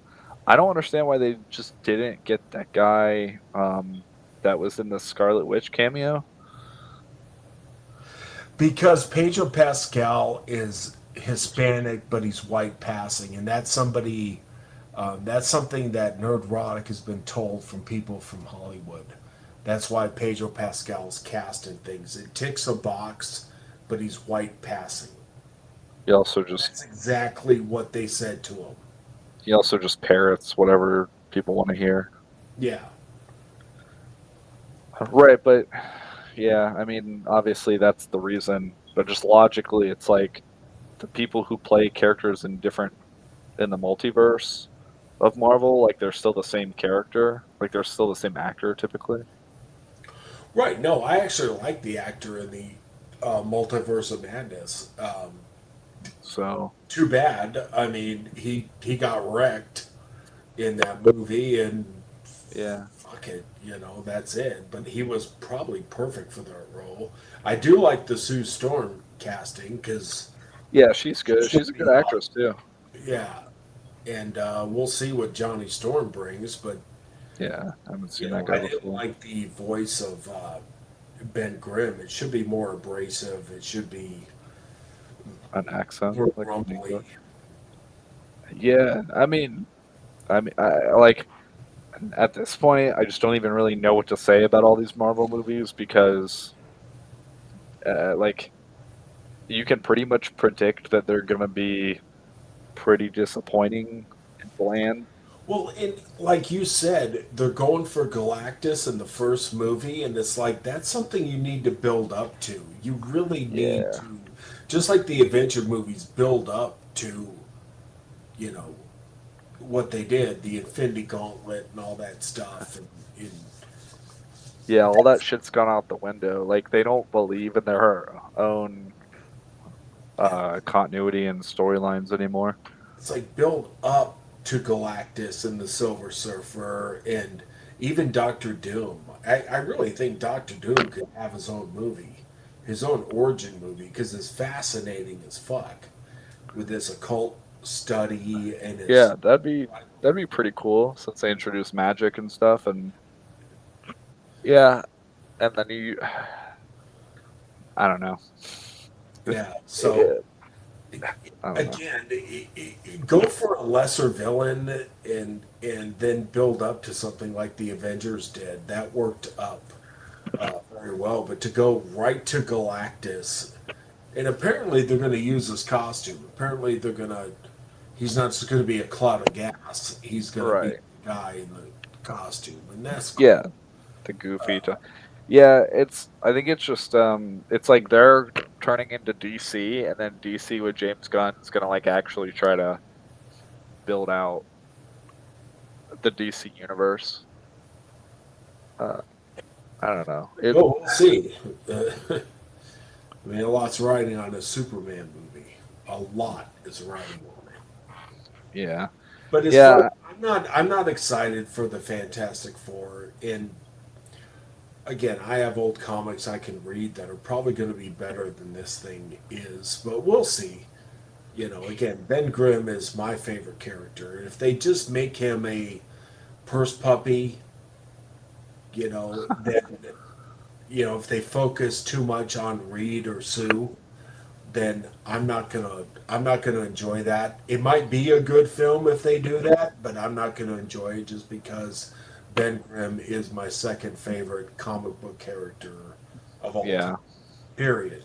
And so Yeah. I think I prefer the Maker, the Ultimate Marvel Ultimate Universe, Fantastic Four, where Reed Richards becomes a villain and he does all this crazy shit. Oh yeah, and I think that's really the spin they might take with Robert Downey Jr., where he is the Reed Richards, the evil Reed Richards, and becomes Doctor Doom. Rumor has it. Oh, well, that's not the ultimate timeline, but I don't know. It's again, it's like the expectation is so low that they seem to be just and again, James Gunn did a pretty good ensemble, like, two Guardians of the Gal. I mean, obviously they did more, but kind of got diminishing returns after a while. But he was probably the best. There was a couple other ones, but a lot of these people just can't No, even actually, juggle more than like one or two characters. James So Gunn got a lot of mileage out of it. We were talking about this the other day, and maybe you want to weigh in on this. The best comic book or superhero trilogy of all time. And I have a, we were talking about it. Like Blade, okay, we had a clunker at the end. Spider Man with mhm. Sam Raimi had a clunker at the end. Batman with Tim Nolan had a clunker at the end. You look at Captain America, they're about to fuck it up, but really no clunkers in that trilogy. And Guardians of the Galaxy, really no real clunkers in that trilogy either, and Deadpool. Like, Yeah, when you look at some of these all time trilogies, Captain America's definitely up there, Deadpool's up there, Guardians of the Galaxy. Yes, I love Blade, the first two movies, but the third one really brought it down. Same thing with Spider Man. And so, I don't know. I don't know. maybe the modern Spider-Man. The MCU is really weird though because a lot of these movies are kind of interspersed or interconnected. So it's like it's hard to appreciate the Guardians of the Galaxy with. I would have to go back. I mean, you're probably right. It's probably between like the newer three Spider-Man movies and Guardians of the Galaxy. But I would like to go back and watch them Yeah, because when I saw Guardians of the Galaxy 1, it was like I can remember it right now. I have flashbacks. It was like the height of the MCU in its building phase. I was already like, okay, cool, I'm on board. Let's see the movies. And then Guardians of the Galaxy 1, that was fucking incredible. I was like, wow, this might be the best one they've made yet. that was And I closer to Star Wars than Star Wars has been. Yeah, it was cool. It had all the sci-fi elements. I was like, I have no fucking idea who these characters are Yeah, at the time. So like, I was more excited about the stuff like I was less familiar about. The trailer was sweet. I was like, yeah, I'm on board. Let's fucking go. Like all the excitement. That was probably when the excitement for the MCU really like hit like escape velocity. yeah.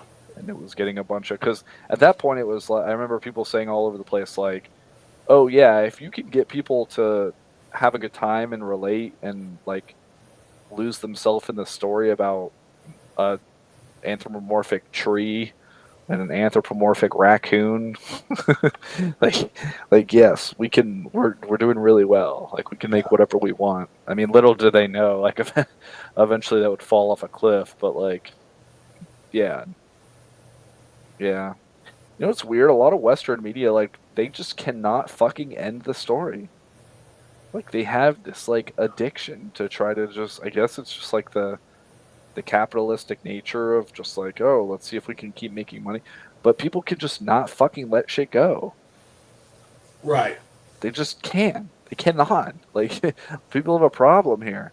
Because at the end of No, I mean, like, I don't need to see Alien or Predator anymore. yeah, I I haven't don't. I I haven't don't. need I haven't needed to see that for like 30 years. Yeah, For 20 years, since I was old enough to watch the original two or three. yeah. I don't. It's That's fine. Make something new. yeah.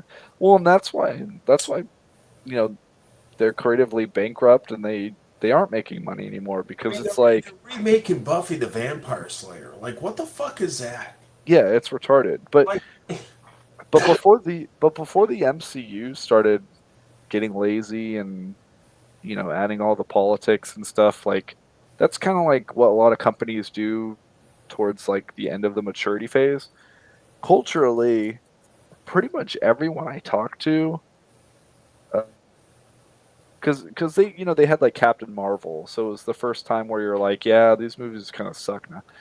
But the Infinity War Endgame, that was the saga. Like that was a complete saga of the MCU movies. And I think culturally a lot of people just checked it, like me for the most part, because we were like, okay, great. We're good. That's it. Like we're good. We're good. We've been watching these movies for like 10 years. Yeah. This is like a big part of our culture. It's everywhere. Like we're children growing up watching it, or I was a teenager or whatever when I saw Iron Man. Like, I'm good. This is a great way to end the story. Like, you ended it on a good beat with Tony Stark. He started everything. He kind of ended it. Like, this is good. I'm good. But they just couldn't fucking let it go. They're just like, oh Well, no, we you got to feel make the more. same way We I gotta... did about Star Wars. So when Star Wars ended, Return of the Jedi, perfect, fine. Yeah, that's all you needed. That And was the it. and the prequels were like, I mean, they were from my generation, but Hmm. the prequels you could at least be like, okay, well, they're before the story, so it's like you still have the original three. Yeah. I don't know what's worse, when you have a shitty prequel that tries to rewrite the origin of a character, or you have a shitty sequel where it tries to rewrite the history of the character, like the the newer Star Wars three movies did. That's a good debate to have.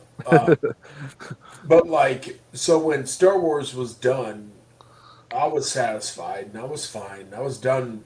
I was kind of out of that age playing with my toys. Yeah. And so, but then novels came out, and I was in college. My brother let me know of these novels, the Timothy Zahn Throne Oh trilogy. yeah. He's like, "You want to read these?" He's like, "I think you might enjoy them." It's like, okay, I hadn't thought about Star Wars in years, so I started reading them, and like to me, that is the real sequel trilogy. Those novels there, and they could have never done that because the characters aged so much. But then he did the prequels, and we went, and it was, whatever. Yeah. Darth Vader's little kid. I thought the third movie was really good, Revenge of the Sith. I thought that really is the only watchable film. Yeah, it actually really gets into this the Star Wars story. Yeah. Yeah. I mean, they retconned like R2D2 where he had rocket jets. It's like, where the fuck was that during the whole Right. original? Like, They you got know, dismantled. it's Yeah, it's kind of weird when you have like, you know. right. It's kind of stupid when you have prequels and you have technology that's like more advanced than the sequels, but they don't make a good reason to explain like what the degradation of technology is, because like the Empire leaned more into the technology. Like when you think about the theme, part of the themes of Star Wars, it's like, okay, you've got like the natural spiritual world of the Jedi, and you have like the very clean, like technical robotic nature of the Empire. Well, what about in the prequels when like everyone's using droids and shit? So it's kind of weird that they're like, oh yeah, we're gonna go to clones, and then the clones die off, and then we'll just conscript people. Like all that ancillary shit. It's like you needed like the prequel should have been like Knights of the Old Republic, like Yeah. thousands of years, and then you could have had that level of technology, and then you could have explained like, okay, well, as the Republic aged, and although George Lucas is kind of like a boomer liberal Jew, so I don't know if he could tell this story appropriately, but if you had the Republic age and then stagnate, and then technology degrade over time, which leads into the actual prequel period as we know it, and then the Empire takes over because the Republic is all corrupt and full of degenerate gay people or whatever. Not saying there's an allegory to our current society and culture, but yeah, that would have been more explainable. But when you have all this like awesome technology and then literally like 20 years later, it's just like, where'd all that go? Like, Yeah, it's like why? there's a lot of holes. I mean, if you go back to the Knights of the Old Republic, So they had the same fucking technology they had 5,000 years later. yeah, like that's It's, crazy. it's just ridiculous. That's crazy. The only way they show it is in Darth Vader. So I guess General that that one, what is it, Cedius or whatever, Grievous. Oh Grievous yeah. was like a lower version of Darth Vader, and then with Darth Vader, the technology was advanced, but they don't fail to. For those of us real nerds, the X-wing fighter was capable of light speed, whereas the Tie fighter wasn't. So, Yeah, like, how the fuck did rebels get their hand? yeah, it's like it doesn't need a because everybody in a Tie fighter needed a respiration. They needed atmospheric whatever, and then they had no Oh shields. yeah. If you were shot, you were dead. That's it. So you're putting basically the worst fucking like who would fly this fucking thing? Like Right. Well, the idea was just like they're totally dehumanizing, right? cannon fodder. But Yeah. the X-wing fighter could go to light speed, didn't need atmospheric, it was pressurized and you could go to light speed or back and forth and shoot and you had all these guns and so Right. Like somehow the rebels would have the superior. Yeah, that, like the X-wing was the best fighter ever created in the Star Wars universe, and the Rebels had it, not the right. Imperials. Right. It would be the totally opposite. It would be like the rebels have the shitty little TIE fighters. like, Yeah, like like they have to bait the emperor like the Imperium to come to whatever rebel planet they wanted to fight them on, and then they have a bunch of shitty TIE fighters like flying around, and the Empire would just send like a handful of X-wings there to demolish them. yeah, it's like put together with Yeah. duct tape and pencils. right. Yeah, like that's why as an adult I appreciate Dune, like the universe of Dune, so much more, like tremendously more than the Star Wars universe. Like, yes, I understand that they had a bunch of fucking comic books and built it on, but if you just take it on the face value of like, okay, here's the actual movies that George Lucas made without having like a bunch of writers to come up from behind him, and then you take Frank Herbert, which started with the book series and then they adapted the movies, um, which maybe that helps flesh a lot of this out, but Dune to me is just so much more interesting. Like the politics of Dune makes sense. The technology of Dune makes so much more sense. Like just the politics of Dune. It's just like it's just more Game of it's Thrones. like yeah, I mean that's probably where George R. R. Martin got a lot of inspiration to be Step honest. for a second. Yeah, so it's just it has more depth. Isn't just like good guy, bad guy, evil, bad. Like there's more interesting themes, and it isn't just like, oh, diverse cast of spunky rebels defeat evil white man Nazis. Although the irony is that in the book series, from what I understand, or some of the comics, like they actually make the Emperor out to be the good guy because like he's trying to consolidate the galaxy and the Empire. So there's like a uniform, organized fighting force to fight off this invasion from like an alien race or galaxy. And because Luke Skywalker and them defeat the Empire and restore the Republic, like when the aliens come to attack their galaxy, they actually get really fucked up. Like they get fucked up really bad. Which I think that was also them. I don't know if it was Frank Herbert's son that came along and kind of took that idea for the later idea for a Dune series, or like the ending of the Dune novels, I guess, or like vice versa if they stole that from them. But It's kind of the same idea. It's like they have to survive some kind of like apocalyptic alien. Although in Dune, I guess it's like AI and robots. Yeah. In Star Wars, it's like an actual. It kind of was a last second decision by Lucas. He was supposed to direct Flash Gordon, which is something that he loved, and they couldn't get the rights to it or whatever. So Damn. then he had an outline of Star Wars, and so they did that and they pieced it together.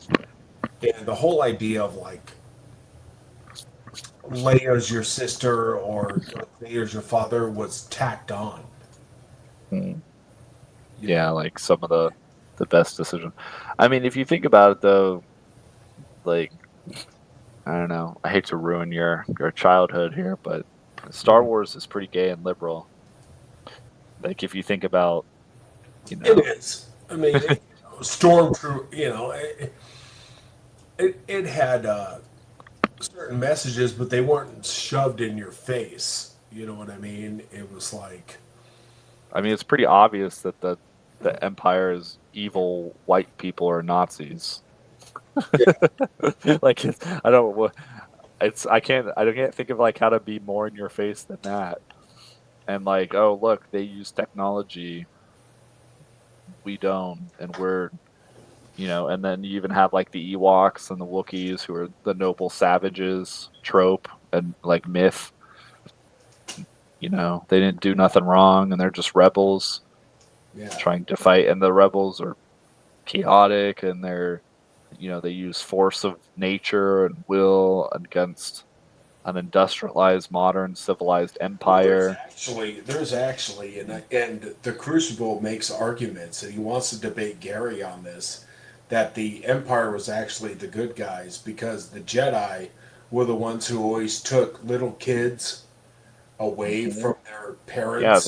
they kidnapped little kids and conscripted them Yeah, into a religious order or cult and trained them from a young and age to you're be. too old, which means you're too old to be brainwashed by us, so Yep, you and you can't can't. train. Yep, and you can't feel any emotion. You have to be absolutely stoic, right? You can't make any You have to be connections. like a priest. You can't have sex. But what was going on with those? Can't marry. Can't have a family. What was going on with those kids during that time that they can't? You know what I mean? Yeah. I mean, I'm not going to say it, but you know if you know. Well, and they were trained to be. I mean, there's a reason why they call them Jedi Knights. So they trained them from a young age to be basically soldiers, child soldiers. So I'm sure other when things happened with them though. That sure, you could use your imagination. I yeah, mean, I don't think George Lucas was thinking of that. I don't of think he course. was thinking of it that deeply when he made the Star Wars. I'm just basing it off of like the obvious surface level uh, themes that he had in the movies. It's like, okay, well, this is clearly like, and it was post World War too, right? So it's very much like, look at the evil white men, like they're clearly Nazis trope, Yeah, and and then you have the rebels just fighting against the fucking Nazis, and the Nazis are trying to oh look, they're blowing up planets, clearly this is like the genocide of the Jews, just yeah, just that stupid bullshit. So yeah. But seriously, if you look at the dogma of the Jedi and it's like, what do you do with these kids, man? And why is this guy too old to train? Because he can't be this can't be groomed. and possibly, Mhm. whatever by your elders. I mean, Mhm. we really don't know. Mhm. Yeah, and the Sith are what, typically adults, or people who come to figure out how to use the Force, and they're outsiders. And Yeah, like it, one of my biggest disappointments was when Lucas came up with the rule of two in his, because that was never a thing. They had a Sith Right. Academy on Korriban. They rivaled the Jedi. But yeah, I mean, Sith apprentices killed their masters if their masters let their guard down for more power. And Yeah, it it was was an it was abusive relationship because the relationship they portrayed in Star Wars between, let's say, the Emperor and Vader or whatever is not realistic. It really was. They battered you all the time mentally because they had to have you hate, because from your hate comes your power. So they always belittled you. They always disrespected you. They always physically beat you or attacked you. And if you weren't able to, they just kill you and get a new apprentice. I mean, that was the relationship between a Sith Lord and a and what have you. I can't remember. No, I'm good. Okay. yeah, I mean, but he just did that because if the Sith obviously are more powerful than the Jedi, like if they weren't too busy killing each other and quarreling amongst themselves, then they would just beat the Jedi. Mm-hmm. Like that's why Palpatine had to, I mean, maybe I'm referencing some external material for that built off of that idea. I think it was a previous But one, but here's the thing about the Sith: they never stuck to it. yeah, So because the Sith don't follow rules as a general, they're chaotic evil. So Darth Vader they made video games about Starkiller, about his apprentice, right. and they had other apprentices. So Yeah, and you could have an it had apprentice. a rule, but they never followed it. Yeah, and you could have an apprentice while you have a master. So that isn't exactly the rule of two, is it? No. So also in Knights of the Old Republic, it was cool because the game was kind of building towards being like a gray Jedi or whatever, where the balance isn't the struggle between the light and dark. The balance is finding a balance between light and dark. But yeah, between It's the dogma, because the Force is the Force, and you can't right, have balance with, you can't have the dark without the light and vice versa. That's where Yoda was completely mistaken. Like, you can't just have Jedi, you have to have Sith. right, and that's one of the really shitty executions of the newer movies where they kind of try to explain that, where they're like,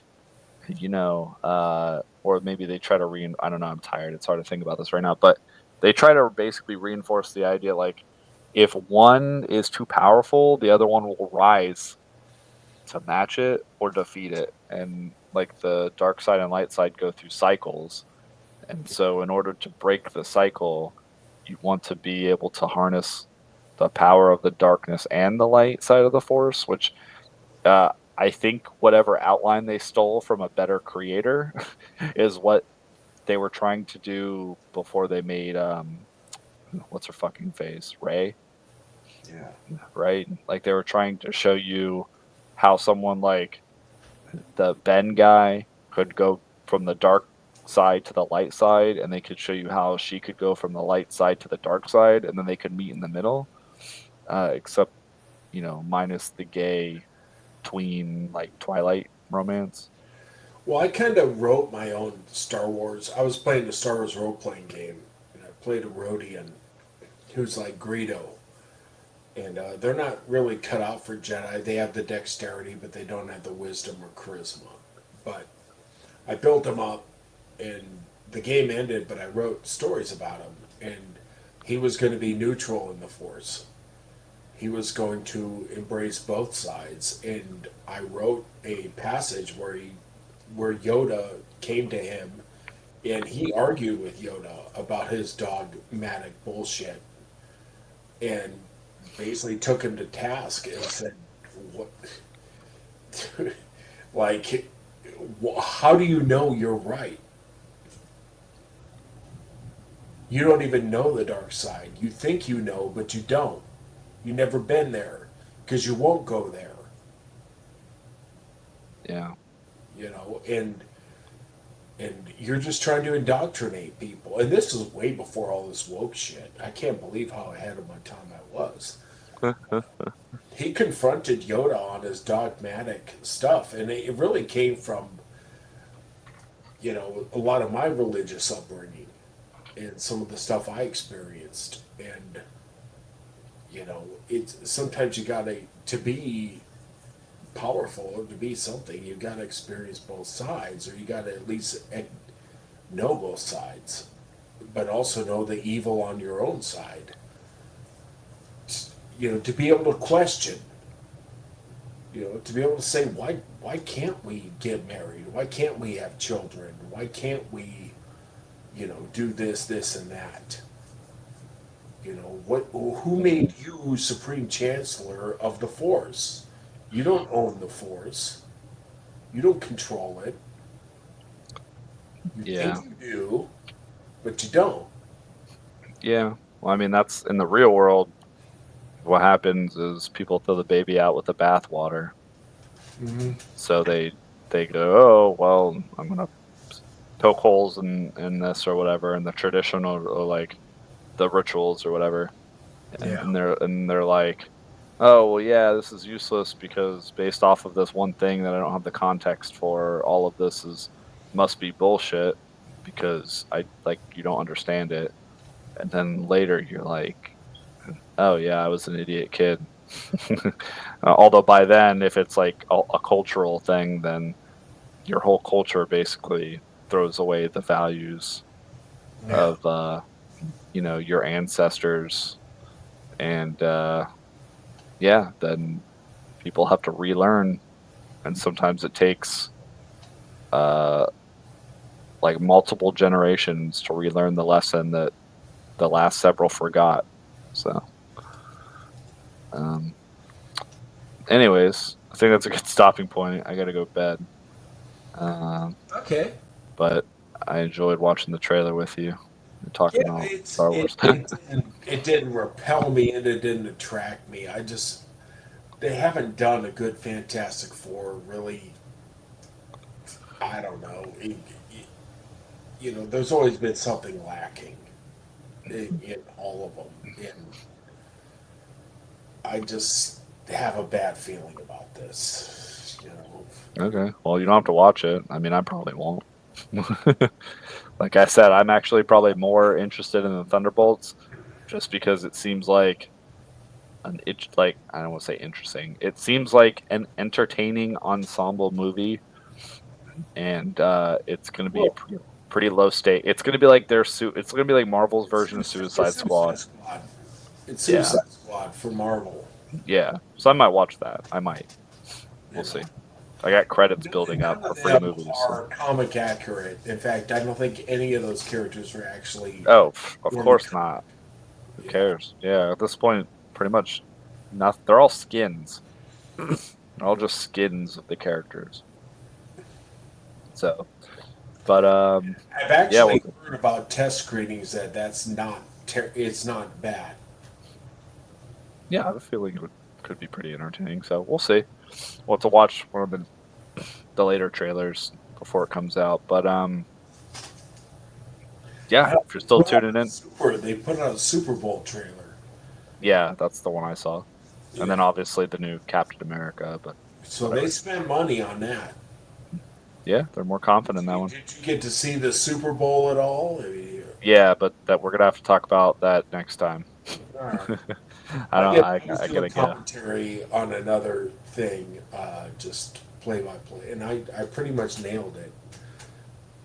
Okay, so I said it. All right. I said at halftime, this game's over because they can't block these guys, and that's it. When you Yeah. can't block the guys coming at you, you're not gonna win. all right. Well, you could talk to the 4 viewers. I'm gonna head out. I'm gonna remove All right, my man. stuff. So, Yeah, all right. We'll Dude. talk about it. We'll talk about it on the next episode of Shattermare Live. We'll see you guys next time. All right, folks. Thanks for listening. All right. Bye. All right. Hello, I'm William, the author and creator of Mercenary Guild. the kick-ass new 3-part dark fantasy comic by Shattermare Comics. We're very excited to bring you titles like Mercenary Guild and the new groundbreaking horror sci-fi graphic novel, Victor. For the email newsletter, please sign up at shattermarecomics.com and receive exclusives upon each launch. Then check out the latest issue of Hardly Heroes. Don't forget to grab the physical copy of Lucas the Mucus, written by the great TFM. Oh, and we have anime titties as well. Thanks again.